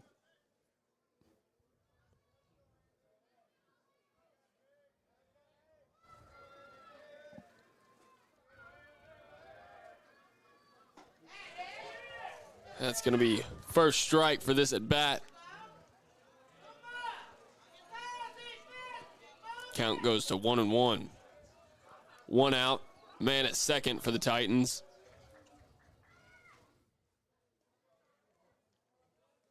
Yeah, like I said, they're aggressive hitters, so they're coming out swinging. Catches the outside of the zone just barely for strike number 2. That was a great frame by the catcher. Just once he caught that ball, he just sat there and let the umpire know, hey, it's right here in the zone, so let's call that a strike. That's what you got to do. Great framing work. He's going to chop that one up to the third baseman, and he's going to get it over there to first, and they're going to say he was safe. He got there in time. So now we have runners on the corners for the Titans. Okay, as our pitcher, he just is focused on the hitter. Not worry about any of the runners on. It looks like they're going to have another pinch runner for the runner on first. Number 11, Michael Reynosa. This game was going pretty quick, but it is kind of slowed down here in the 4th and 5th innings.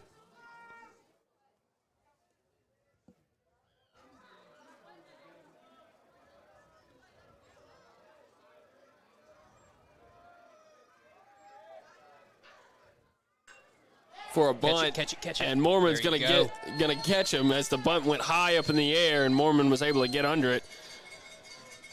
Like we said, bunting is a lost art, and that paid dividends for Sylvan Hills in that moment.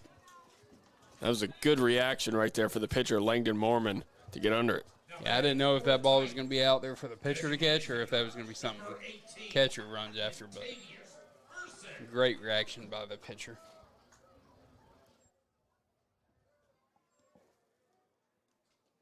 That's going to get away from the catcher, see if they, and just like that, a wild pitch turns into a run for the Titans. So they shrink this lead down 3-4. Bears still lead it by 1, but the Titans have a man in scoring position, 2 outs.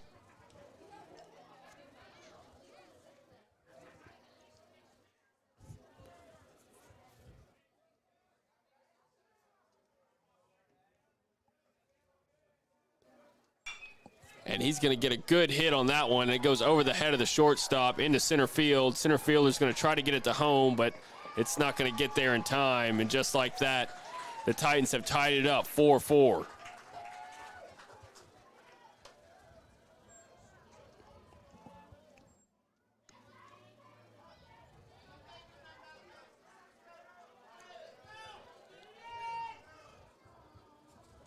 Now batting for the Titans, the first baseman, number 24, Michael Bryant. Number 24, Michael Bryant for the Titans at the plate. Fastball a little outside for Mormon, so that's going to be ball one. Yeah, and it looks like they're doing this with 2 outs, too. Both of these RBI.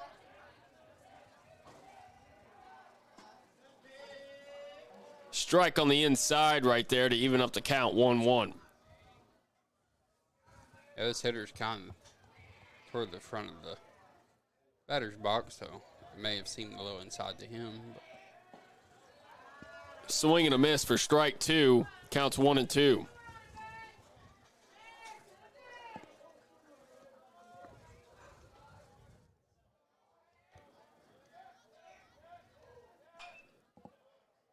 Takes a swing at that one, but it goes foul.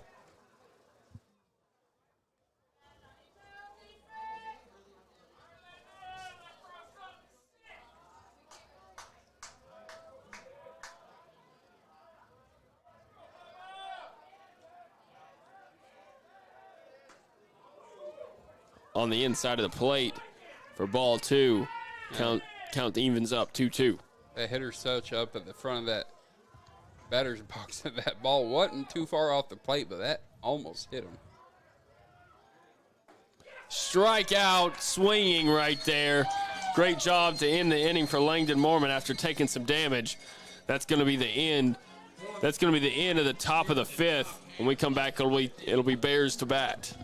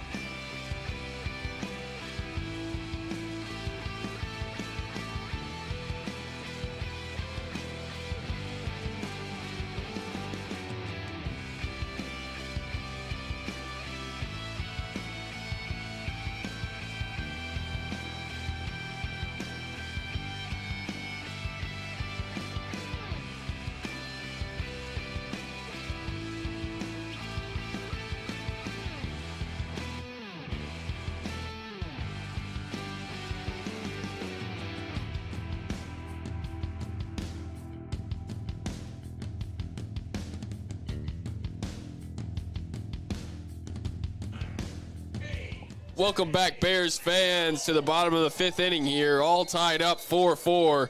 Looks like we might have a really nice finish coming down the stretch. Up to bats, number 9, second baseman KJ Battles. He's had a good day today.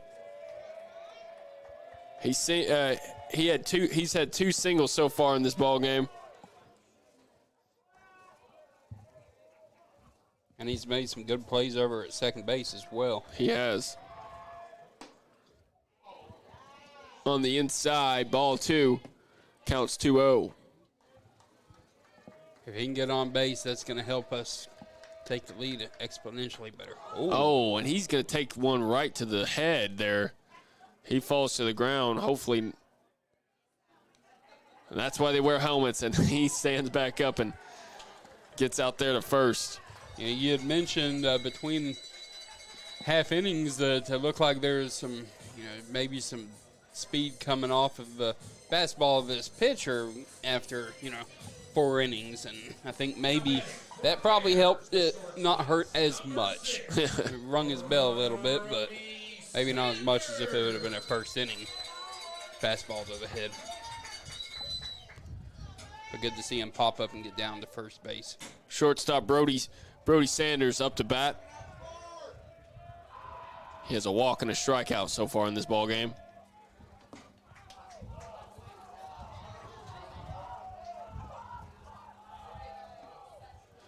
Starting to get a little breeze now coming through these windows. Feels good. Yeah, it feels good.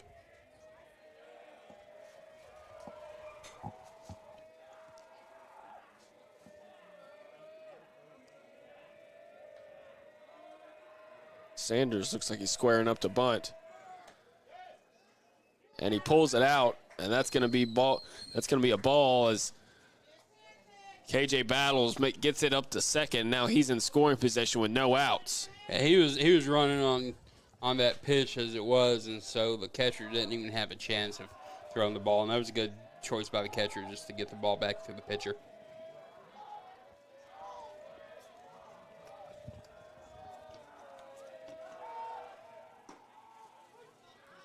Counts 1-1 after that strike that caught the inside of the plate.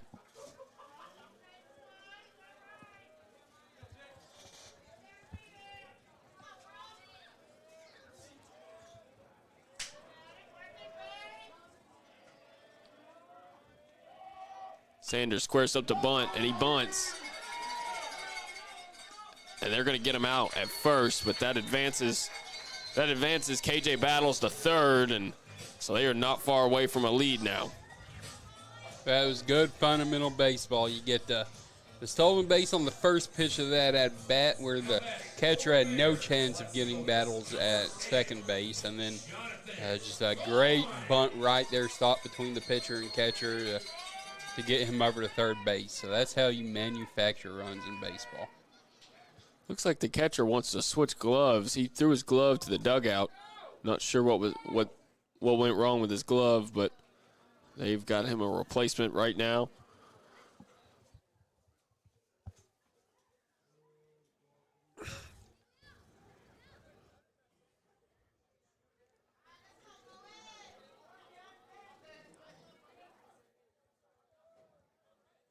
Let's get this runner home now with 1 out on third base. Let's go.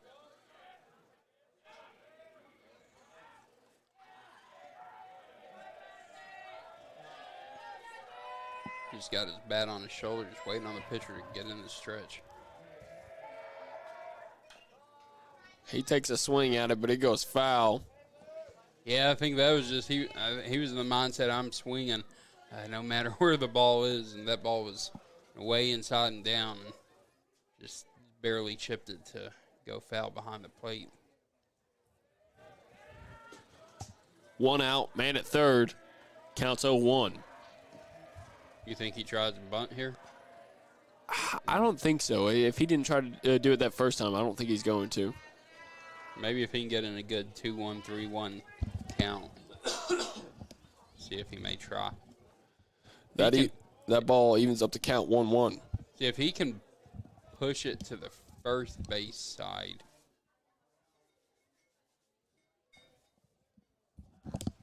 Well, that's tough for a right-handed hitter.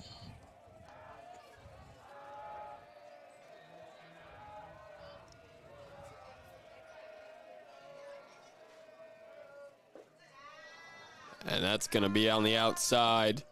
Ball 2. Counts 2-1 now.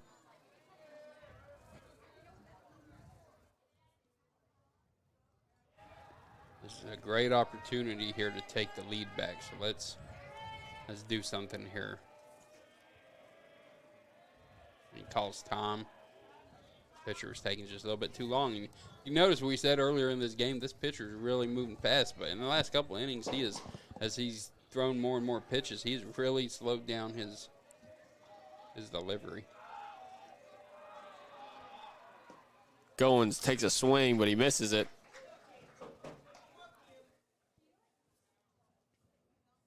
So the count evens up 2-2.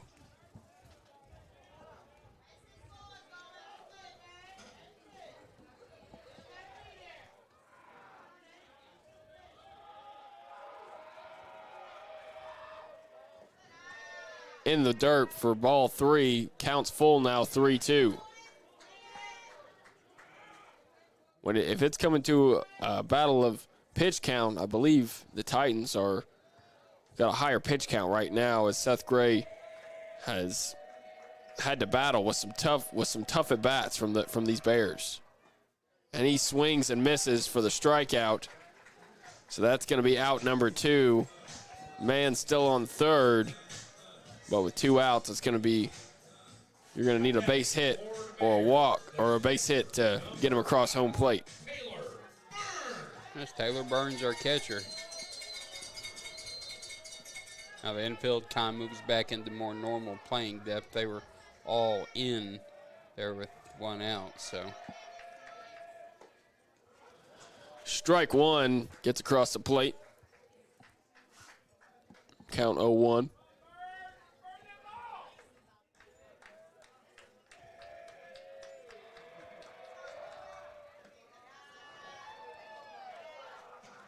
On the outside there to even up the count, 1-1.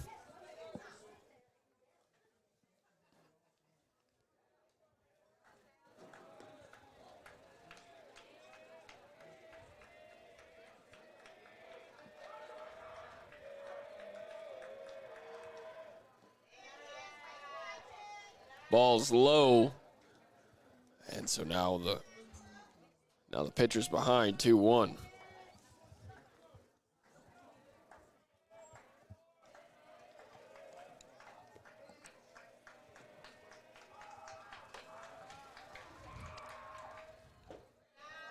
In the dirt, and now the count goes to 3-1.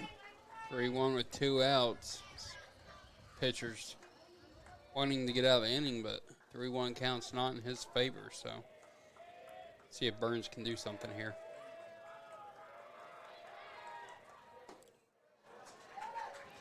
And he gets him for the strike. Full count now, 3-2. 3-2 with 2 outs is a payoff pitch here, so.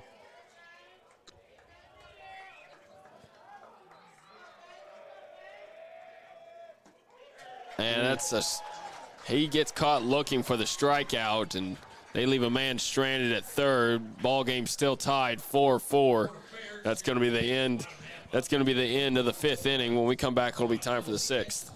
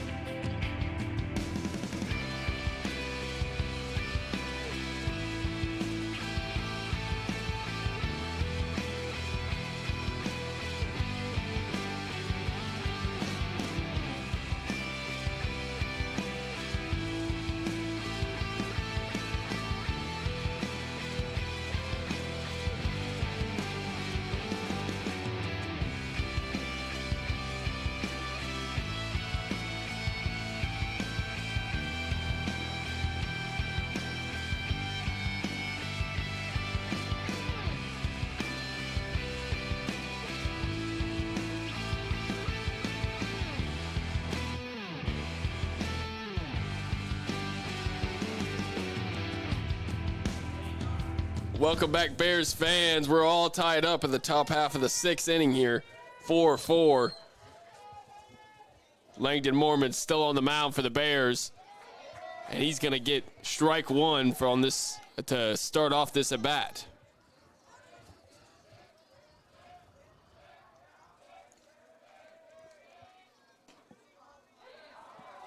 Strike 2. Another pitch there by Burns that he framed perfectly to let the umpire make his decision to call that strike.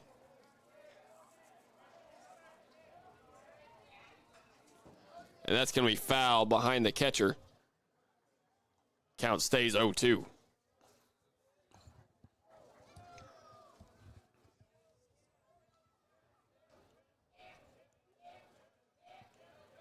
Minus some wild outside for ball one. Count 1-2. Minus a few wild throws to third base and to the catcher earlier in this ball game. I think that he's only given up maybe two earned runs. He's had a really good outing here today, Mormon has.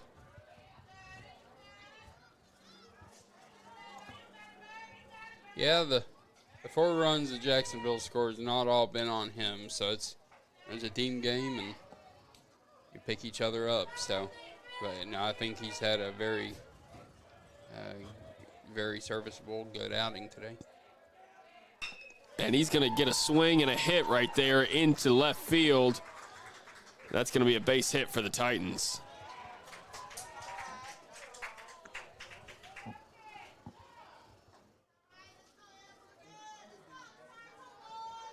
I think that's 4 of the 6 innings now that Jacksonville's gotten the leadoff guy on. But I think only 2 of those they've scored, the first and the 5th inning. It's going to be on the outside for ball one.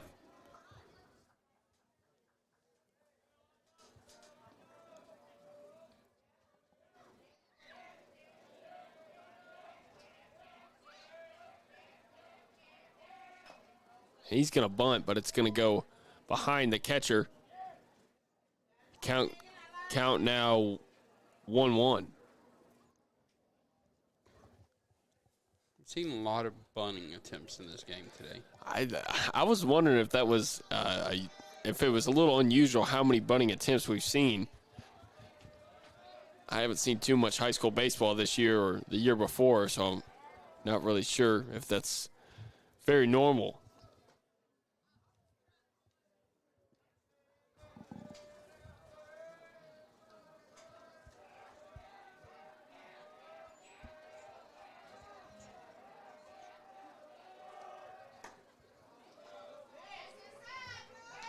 It's going to be on the inside. Ball two.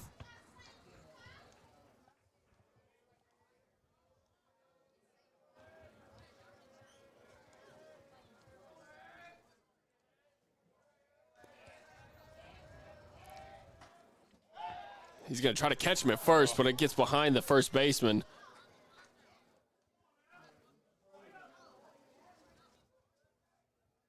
It's lucky for the Bears that he slid back into first, because if not, he might have taken off for second. Yeah, and the ball didn't get too far off first base, so that helped too.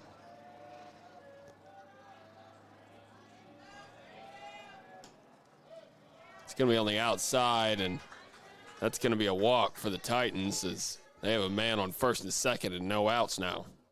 Okay, here comes a meeting on the mound. Head coach Zach James taking a walk out to the mound. We might see a change here. Yeah, it's coming that time of the game, top of the 6th inning, 2 on and no outs. And he is. He's going to make a change here at the mound. Yeah, we have our third baseman coming in. Number 19. Number 19, yes, the third baseman, Caleb Harrison.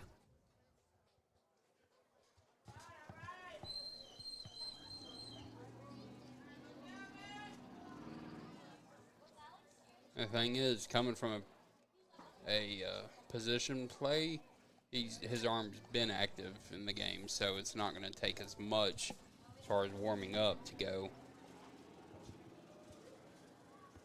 So now KJ Battles is going to move to third, trying to see who's out there at second.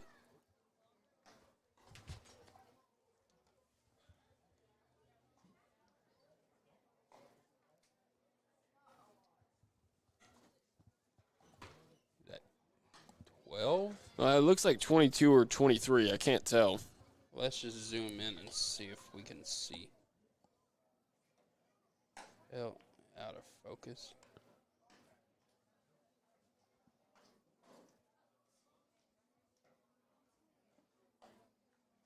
Can't really see. 23. Yeah, 23 it looks like.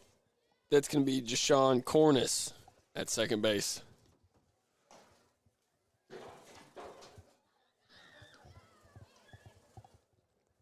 Zoomed in a little too fast on him, and our camera struggled focusing back on him.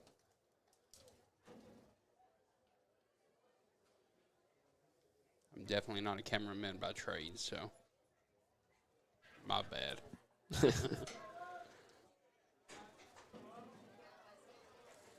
Kristen's watching this, banging her head like, come on, William. Be better than that. I agree. Be better than that. Okay, so 2 on, first and second. No outs. This is a sketchy situation here for our Bears.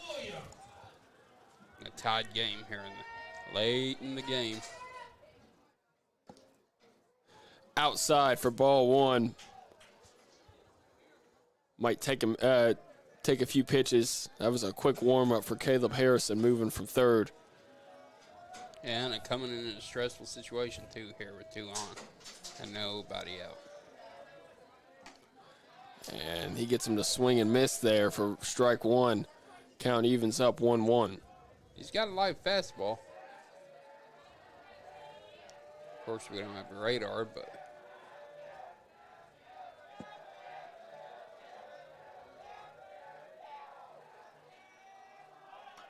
and he's going to try to bunt, but it goes foul.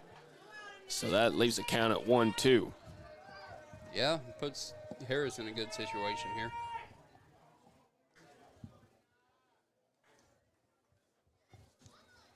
Well, if he can somehow get a strikeout here, that will be big.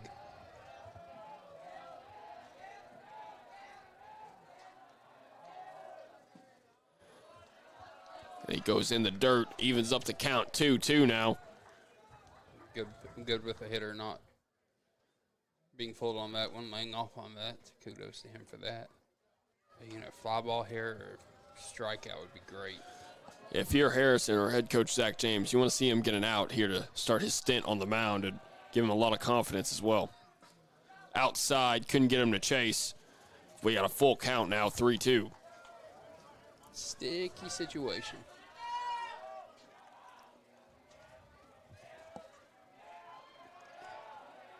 Payoff pitch. Foul ball. Foul ball goes up behind the press box. Count remains full, 3-2. The field's in a great location. There's not any parking lots around either, so it's kind of down here at the bottom of a hill, so.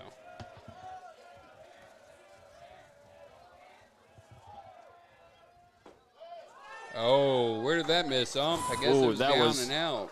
That was a close one. Man. I thought that was going to be called a strike, but it was close. But now the bases are loaded, no outs. And Caleb Harrison is in a sticky situation here. Guess you could say he hadn't quite earned that call yet. He's just now coming into the game. Maybe that's the thinking of the umpire, but I thought that was a strike.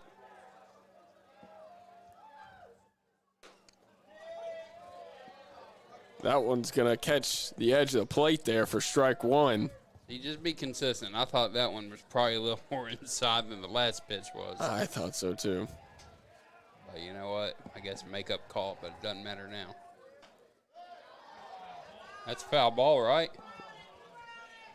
Foul ball. I believe it is. Yep. Okay. Foul ball counts 0-2. In a good spot. Here would be good. You need a strikeout. A strikeout here is. Or an infield fly. Anything that doesn't allow the runners to move. He takes a swing at it, and that's going to be out as it tips off the bat into the hand of the catcher. And so just like that, we have one out now. Base is still loaded. So we're not out of this yet. Maybe Harrison can get a hit into a double play here. That would be ideal, or a strikeout. Double play would be ideal, but I'd. Oh, and he hits the batter, and just like that, they all move around, and Titans take the lead 5-4. That's an easy RBI for the guy on first because think that was an off-speed pitch, and then Now batting for the Titans, the pitcher. he's up there for one pitch. He gets an RBI to take the lead. Definitely need a strikeout or something. Can't give up any more runs. It's getting late in this game. They're going to say that was a ball, a little low. So count is 1-0. Yeah, this game is 2 hours old now, so we're almost 2 hours.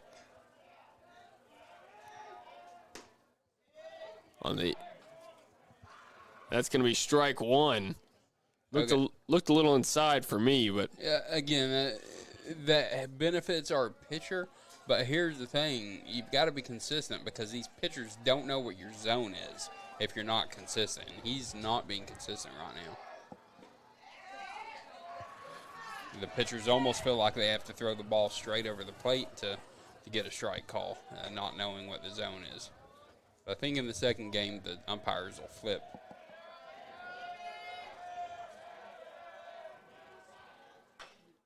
takes a swing at it, but it's going to go foul. Count stays at 1-2.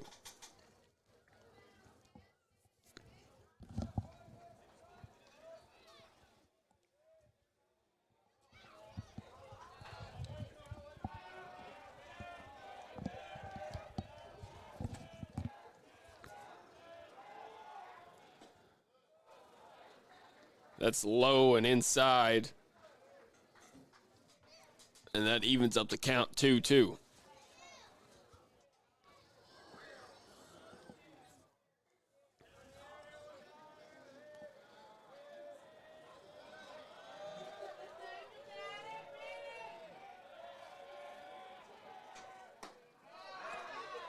That's strike three as he strikes out.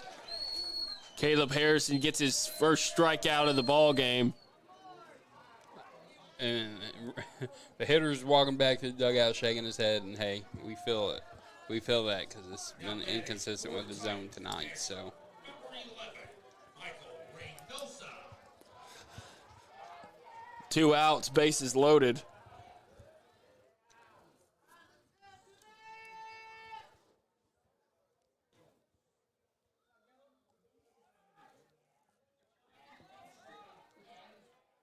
if he can get out of this with just giving up that one run on the hit by pitch, and Strike one. while we'll need to rally from down, it'll, I think, a little bit of a win. It's a sticky situation he come into.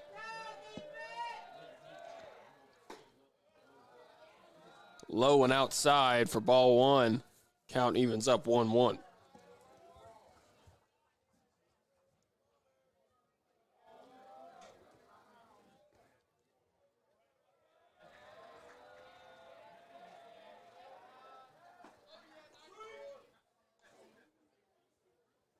Batter calls time.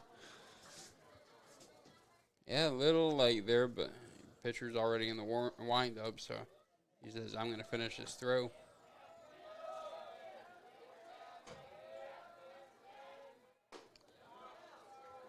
That one looked like it almost caught the inside of the plate there, but they're going to say that's ball two. Counts 2-1.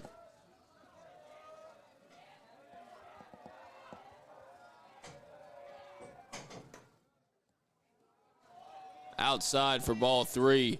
Okay, Harrison, let's get this pitcher or this hitter here.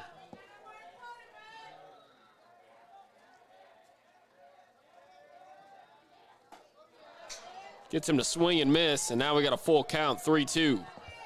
High intensity of a situation. This is going to be a big pitch right here.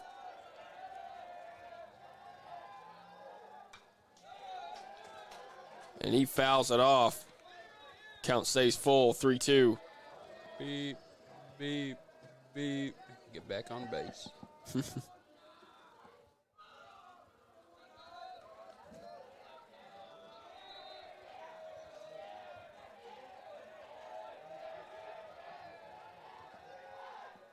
And Harrison strikes him out.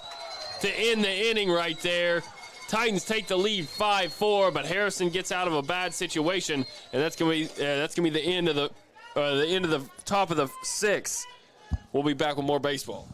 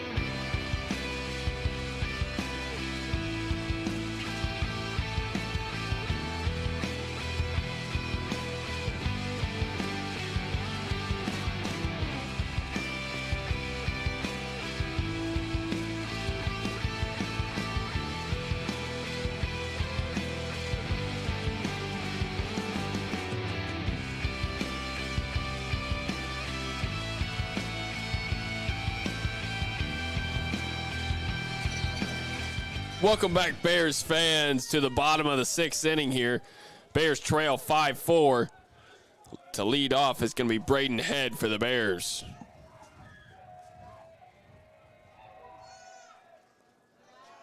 Ball's going to go outside for Seth Gray and the Titans for ball one.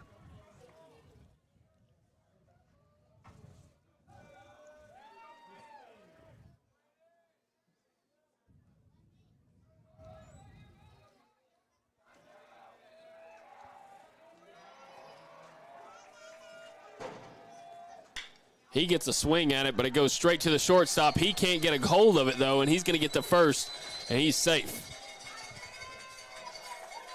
Leadoff man on. That's exactly what you want. Any means necessary. I think they're going to call that a base hit because that was a hard hit ball. You're going to try to close this gap now. Got a man at first, no outs, and the DH coming up, Max Percival. Looks like they called that an error, actually.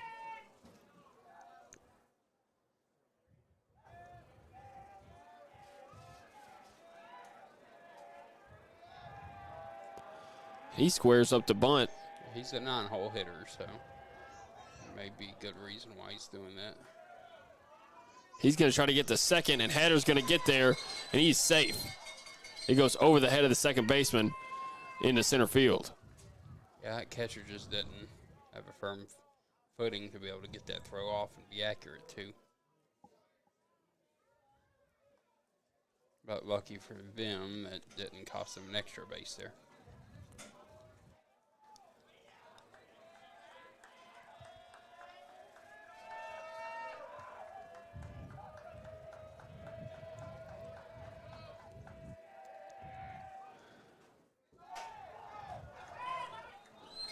And now Header's going to make his way to third base after Percival tries to bunt. And he goes under the bat and behind the catcher. That's not the first time we've seen a stolen base off of a whiffed attempt at a bunt today. But, hey, no outs still. Runners on third now. It's shaping up to be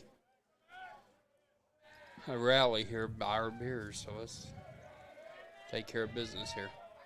Grenfield's in. At least the first, third, and your second base is creeping in. That was a called second strike there, so it's 1 and 2.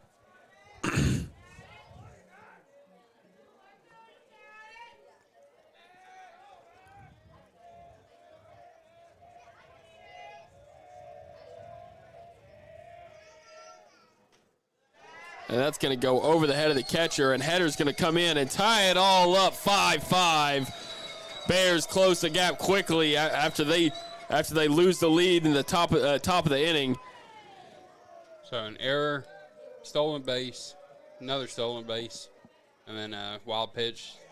I was going to come home. So no hits, and it's tied up. Now the hitter can freely swing, even the 2-2 count. And that's low for ball 3. So now the count's full, 3-2. There we go, full count here, and maybe he can walk and get on base again, and let's start over again.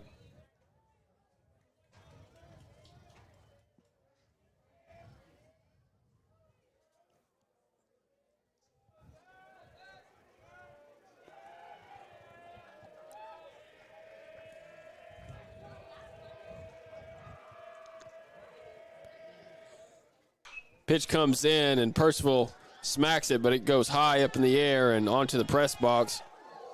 Whoa. Whoa, it came between the netting and the press box, bounced off the concrete, and came into these seats right in front of us. I don't know that would happen again this year. That was an interesting spot for where that foul ball hit. Fought off that pitch, though. And that one's going to be low, and just like that, Percival takes a trip to first base on a walk.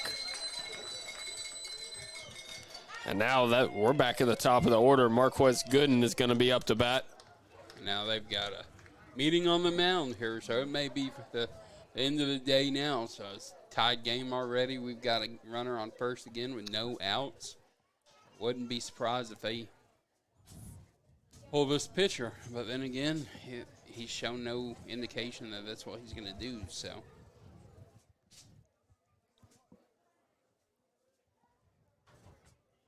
It may just be a situational awareness coaching moment right here, but now the umpire's slowly making his way out there saying, hey, let's speed this up. We're already 2 hours and 10 minutes into this game, and it's the bottom of the 6th, so hey, now let's take a lead here and close it out in the top of the 7th and get to our break between the double headers. These shadows are starting to stretch out. I think the lights are about to come on, I'm sure. Yeah, the lights are on, so it's starting to get to a sunset here, probably in between games. Looks like they did make a pitching change. This is this number 15. Seems to have a little bit of a sidewind to him.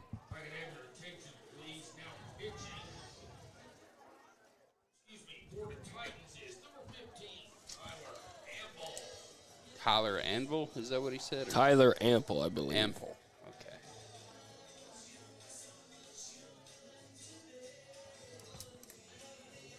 So it's quickly become a good situation for the Bears here in the bottom of the 6th inning. They're making a pitching change for the Titans because the starting pitcher walked the leadoff guy, and he stole second base, and then he stole third base whenever the hitter attempted to bunt, and the ball went right under, but it was almost a wild pitch type situation. Ball went to backstop. He got to third, and another wild pitch caused him to be able to score here. So no hits in this inning. One error by Jacksonville that allowed the initial. I'm sorry, it wasn't a walk. It was an error that got him on base at the top of the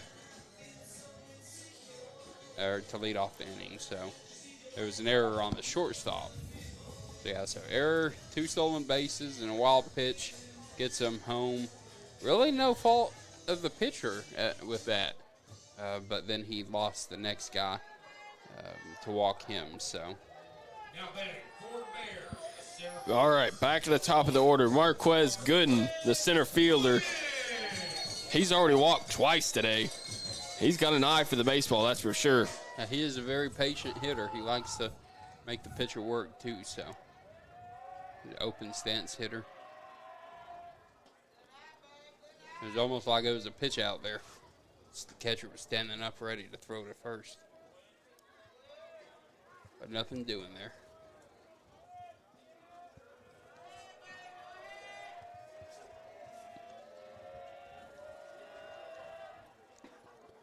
That one's going to go underneath the bat. Gooden was looking to try to get a bunt off right there. Well, that's going to fall for strike one. Counts 1-1. It looked like good placement there by the pitcher, knowing that he's probably going to try and bunt with nobody out. Not even close over at first, but they're wanting to keep the runner honest, knowing that the hitter's trying to bunt the ball, so the guy at first probably extending a little bit.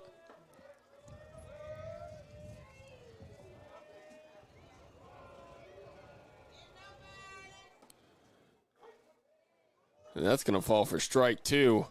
Counts 1-2 now. Yeah, that's one of those pitches that's got unlucky. Didn't see it coming out of his hand. That weird delivery he's got. And no outs, man at first. Counts 1-2. See what Gooden decides to do. Oh. Man, that was high, but it clipped the corner of the zone there. Yeah, that was just a good pitcher's pitch right there on the outside upper part of the zone. That right-handed hitter just not really going to be comfortable touching. So just like that, it's 1 out now. Number 11, right fielder Alex Davis is coming up to bat. This is a better situation for the hitter, righty on lefty. He had a double and a sack RBI earlier on in this ball game. Yeah, so he's officially 1 for 1.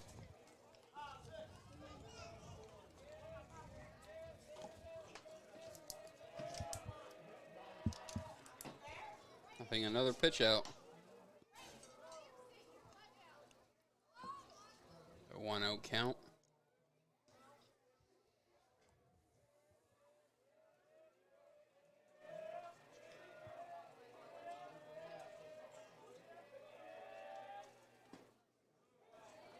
That was just a good pitch. That was a very good pitch. Nice breaking ball there.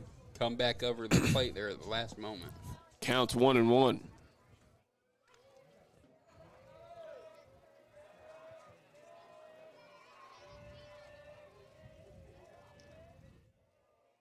If he can get that ball over the first baseman's head, he'll be running for a minute. At least the second base.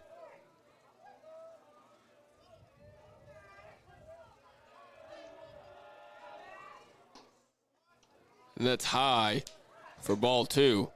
Counts 2-1 now. That was a good pitch, too. I know the ump called it a ball, but he'd called that a strike multiple times tonight.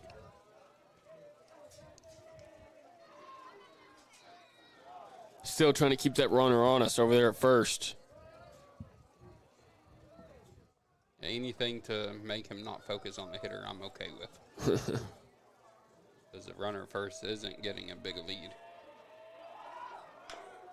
Takes a swing at it, but it's going to go foul. It's going to bring the runner back to first base. Counts 2-2. Good way to battle, but had he not swung at that, that's a stolen base. We have a guy in scoring position. He was already at the second baseman by the time the ball got to home plate.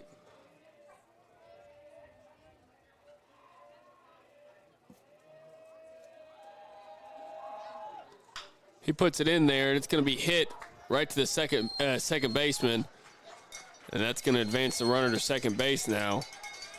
2 outs. Runner in scoring position now at second base.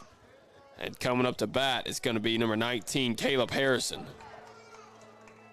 batting for Bears. As our pitcher, so let's see if he can Caleb Harrison. go ahead and help his own cause here. He's had a good day. Again, he singled on his first at bat, and then his next at bat, he had a double for an RBI. So 2 for 3, I think. He's probably had the biggest hit of the day. That with that double, it went real far out there. Over the head of the second baseman, and just like that, the runner's gonna advance to third, and he's safe. A good throw by the center fielder. Or on the base, he probably would have got him, but just come off the base a little bit and caused them to not be able to get him, which, hey, it's exactly what we want. Now we've got a runner on third base. We've got a good hitter at the plate.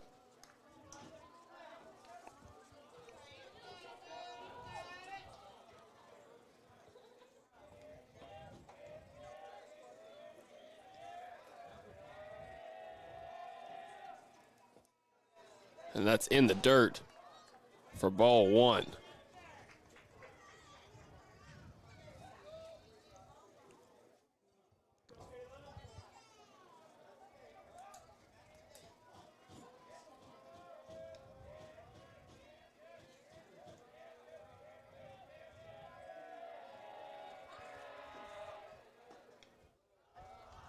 On the outside, or on the inside, that's ball 2.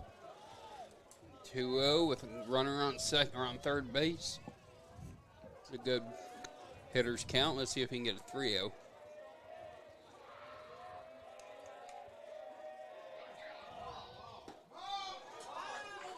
They're going to say that was a strike. Count goes to 2-1 now.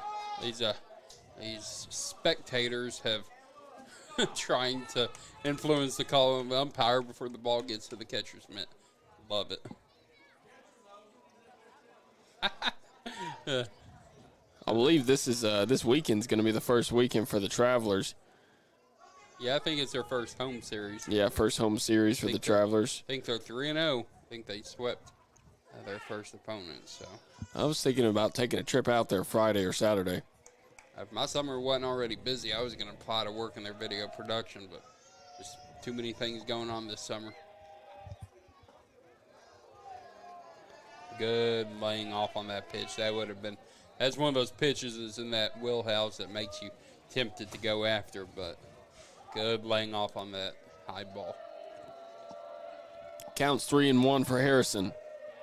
Here's the pitch. And they're going to say that was a strike. He already started walking to first base. He thought it was a ball. Yeah, he's called that strike all night, so at least with that one. I think maybe the walk away was trying to maybe influence the call behind the plate, but either way, it's a full count now. 2 outs. Harrison takes a swing at it. It's in the right field, and it's going to drop. And that's going to get a man across the home plate. And just like that, the Bears take the lead 6-5. There you go. Just as we said.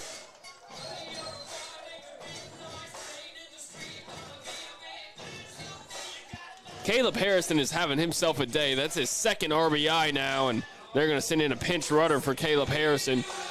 He had a couple good defensive plays at third, and now he's on the mound, and he's scoring runs. He's doing it all tonight.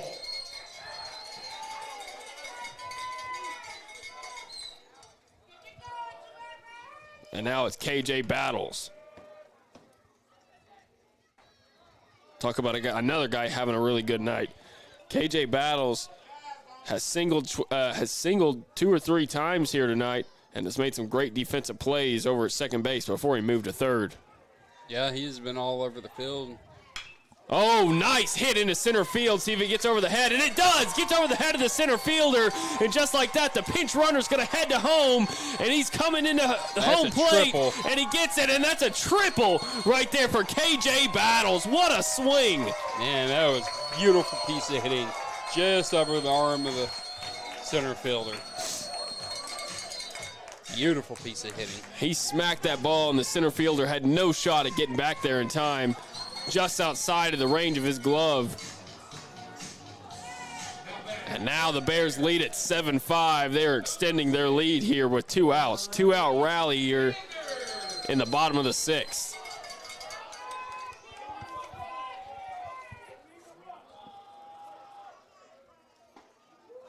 And that's going to be strike 1 for Brody Sanders. Brody has struck out and walked so far in this ball game.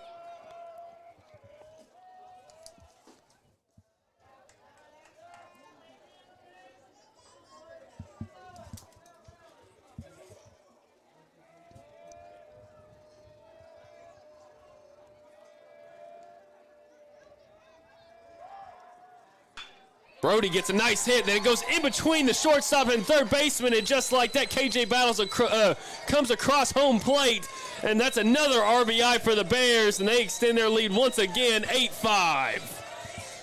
They've just come into this inning, been patient at the plate, letting the pitcher make his pitches, and then letting him kind of hurt himself with not locating some of his pitches, and then once he is locating, we're crushing. So let's just keep doing that. 8-5 now. Bears bats are heating up, and they are just having their way right now in the bottom of the 6th. Just in time to head into that second game. And it goes outside for ball 1.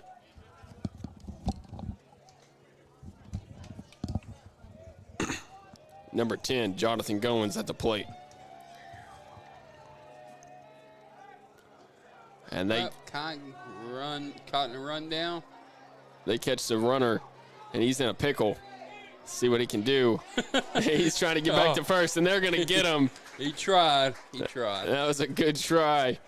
But either way, Bears put 4 on the board, and now they lead 8-5. That's going to be the end of the bottom of the 6th. When we come back, it'll be time for our 7th inning.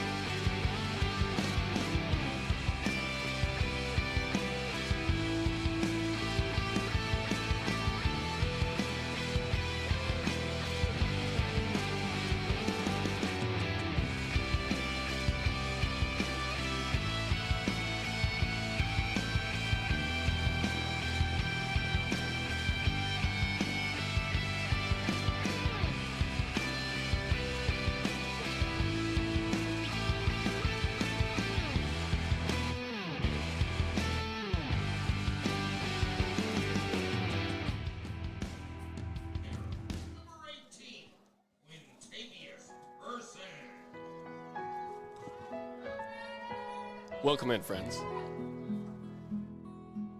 Having just a great day here at Mike Bromley Field. This could be the last inning here in this first game of the doubleheader.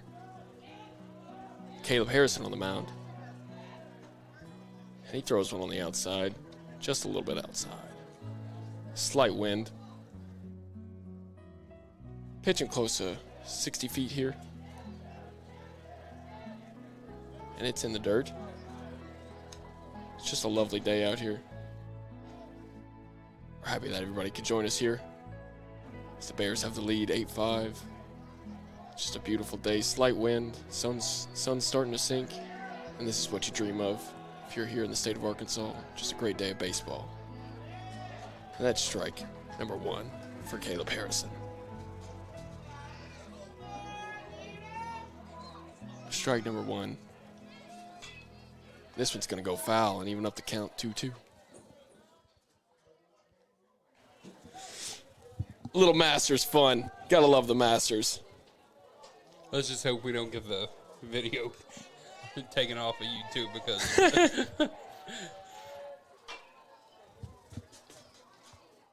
and that's going to go foul. Count stays at 2-2.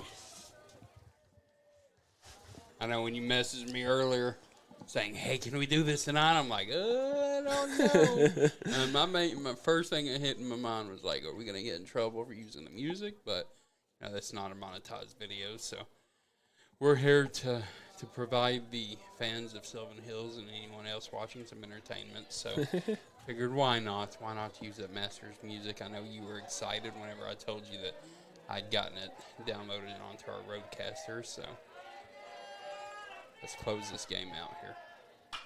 And that's going to be a swing and a hit, but it looks like it's not going to stay fair. Foul ball. Foul ball.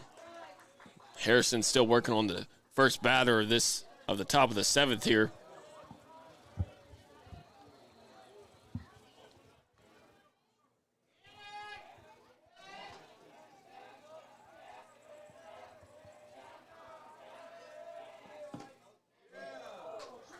And that's going to be outside. Full count, 3-2.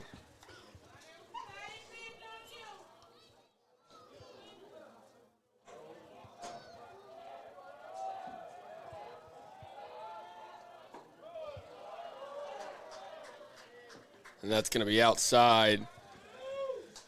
And the Titans now have a man on first with no outs. Okay, so we need to go ahead and close this Now batting for the Titans, the first out. baseman, So number 24. not worry about the guy on first. Let's Bryant. worry about the hitter. If you can get the hitter to ground into a double play, that's fantastic. If not, let's just make sure and get him out. This is the top of the order for the Titans, number 24, Michael Bryant. Okay, umpire, that's been a strike most of the night. Where's that? I'll go ahead and say it. That's a tough one. That was definitely a tough one right there. I thought that was a strike as well. And they're going to say that caught the outside of the plate for strike 1.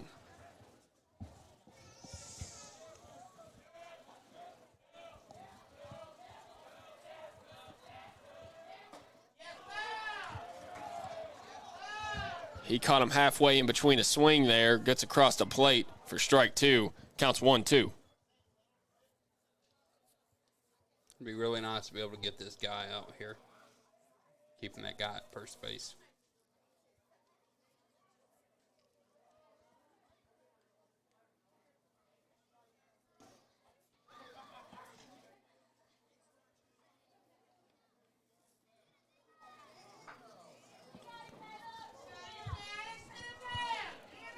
Looked like Harrison was waiting for the batter to get in the box for a while there. It felt like it at least. He takes a swing and a miss, and just like that's a strikeout for the first out of the inning. 1 out, man at first for the Titans. And Harrison is pitching well. Now batting for the Titans. Yeah, that was a nice comeback to get that hitter, making a 1 out with 1 on and first. Gonna try to Pitch catch him out. at first. Can't get him. The ball falls out of his glove. And had he held on to that ball, he was out. But unfortunately, that ball popped out whenever he kind of hit him in the chest there.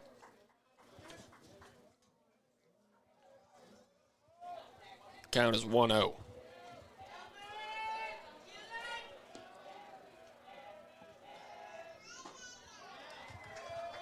Swing and a miss for strike 1. Count all even up, 1-1.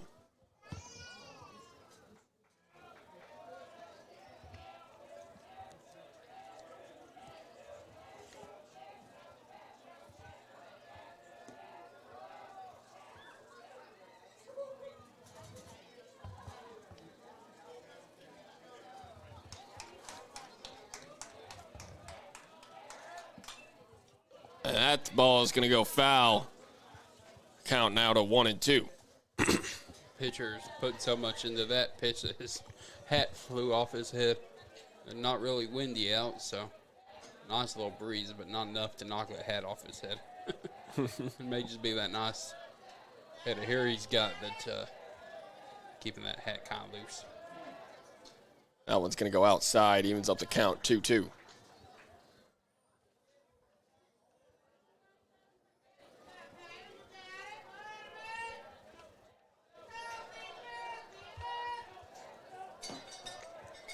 See what Harrison has dialed up.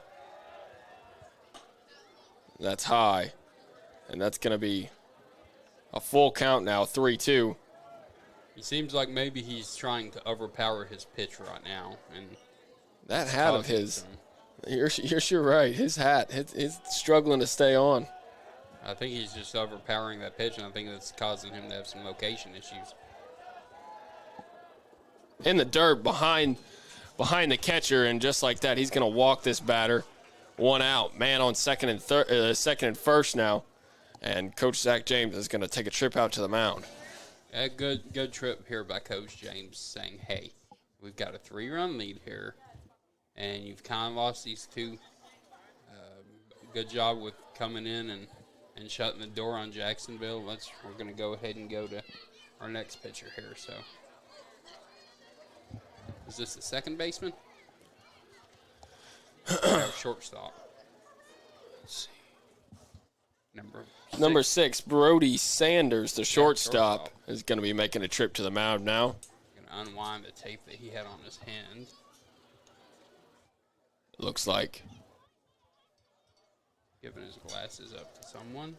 Caleb Harrison is going to move out back to third. He's moving back to third, which is probably going to move KJ Battles back to second. Or Battle is going to be shortstop now. And we'll have a true Battles in short.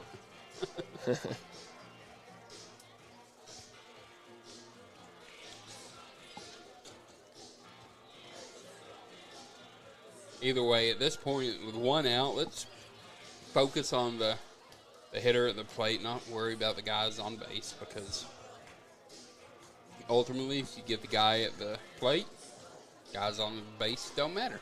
So true. I can have your attention, please. Now pitching for the Bears. It's kind of funny, Burr, every time he makes an announcement about pitching change. Can I have your attention, please? Every time he says that, I think it's going to be something serious. I know, like someone with a license plate with, someone you left your lights on or something. I don't know. Or your vehicle's being towed. Something more serious than we're having a pitching change.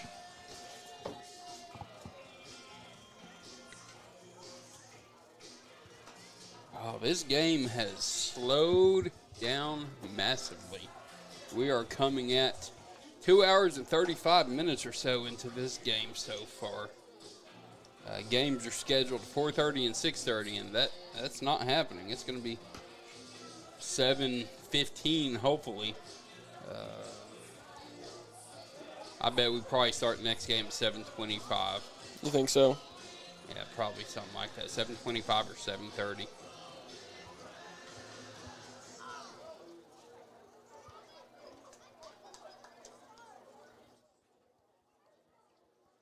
Hey, our Sylvan Hills bats have started heating up here late in the game, so let's go ahead and crush it in the second game, too, and shorten the game.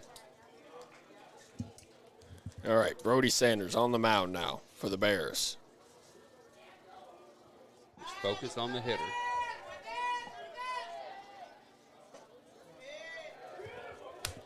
Okay. Say that was a little high for ball one.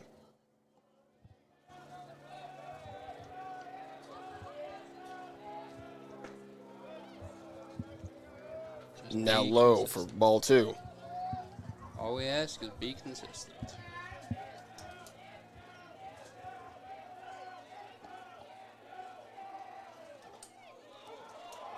I say that was a strike, caught the edge of the plate. I say that ball is probably more inside than any of the first two pitches. I agree. Yeah, I mean, that was close. It was. Got to be consistent to help these hitters and these. That's strike two. Count evened up now, 2-2. So you just make him swing and miss at everything. You don't have to worry about the umpire calling a ball.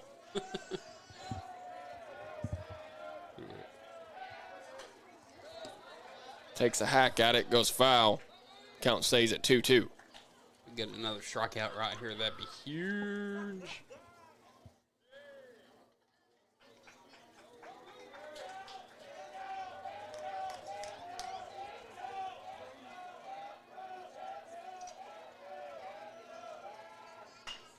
Takes a swing, but it goes foul.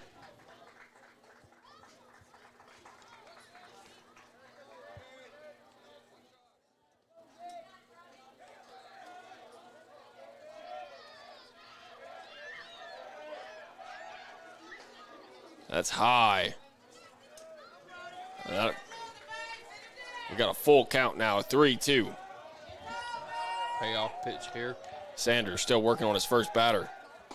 That's strike three. Strike three, he's out.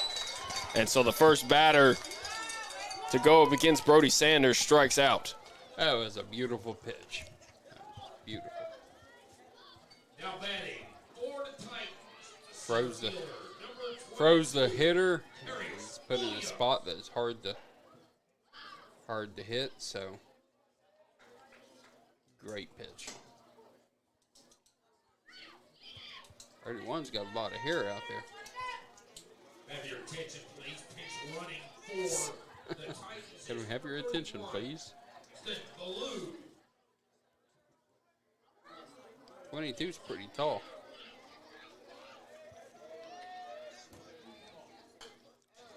That's coming for us. He fouls that one off. Count is 0-1.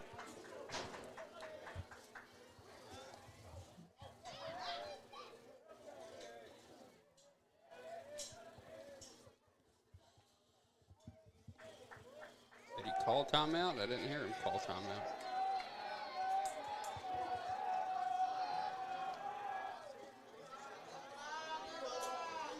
In the dirt for ball one there. Count evens up 1-1.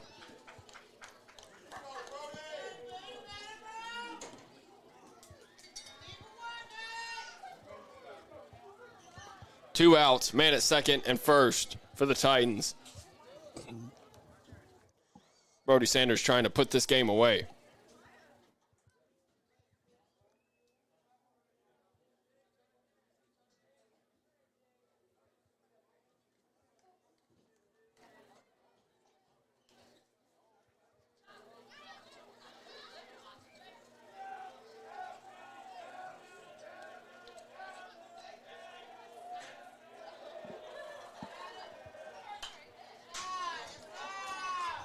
Counts now 1-2.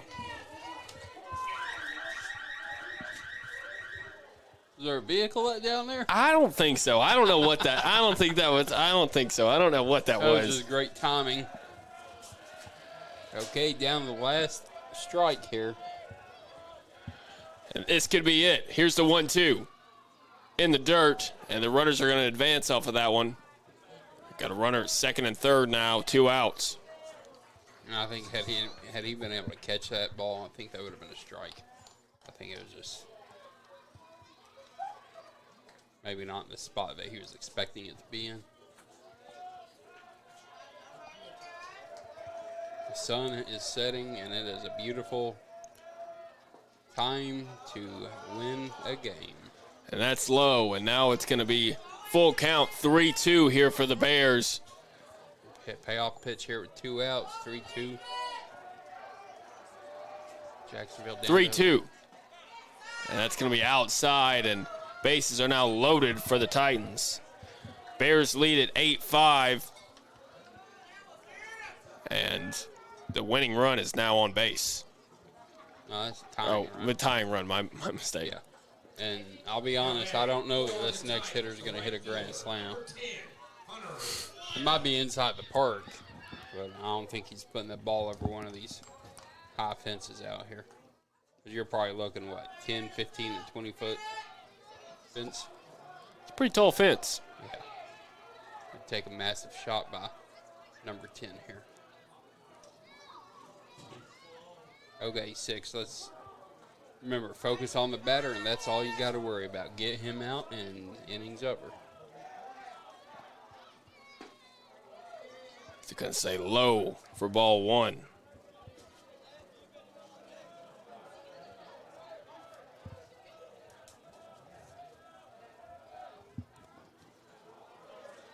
It's going to be outside for ball 2. Right now, he doesn't look very comfortable out there. He's not finding the zone much at all right now. Take a couple deep breaths, refocus, get your mechanics back. Pitching from the stretch, so he may not be as comfortable. It's going to be a little bit outside. Now the count is 3-0.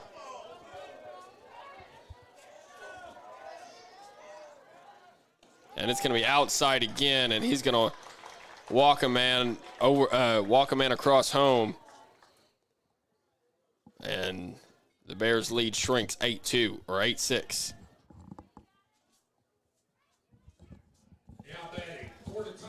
Well, it wouldn't be fun if we made it easy, right? Got to make it sweat a little bit. Not as entertaining whenever you come up and go 1, 2, 3 or anything. Strike 1. Okay, so now he's found the zone back again. Let's go ahead and get 3 out and end this inning. You know, Sanders is probably thinking, I don't have to do my homework if I make this last a little longer. Down low. Count evens up 1-1. Oh, you know what? I bet there's some.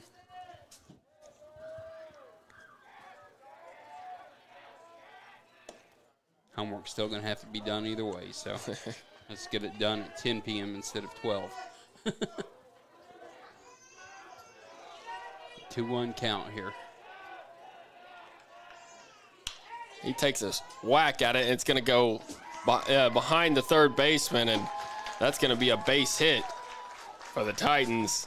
And they now only trail by 1, 8-7. Okay. They're making this a little too interesting here.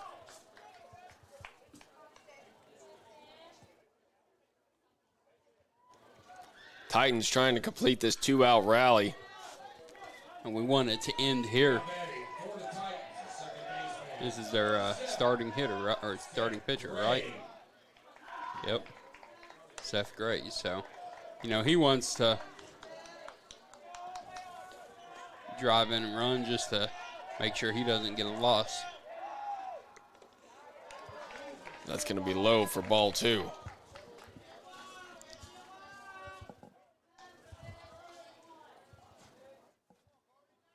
Making it interesting.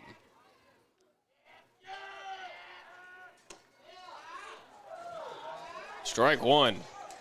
We'll take that call. He's been inconsistent, so we'll take that call all night. Count goes to 2-1.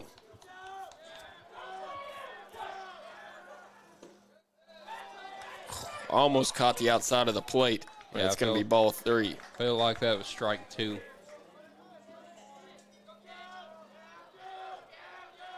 Sitting here.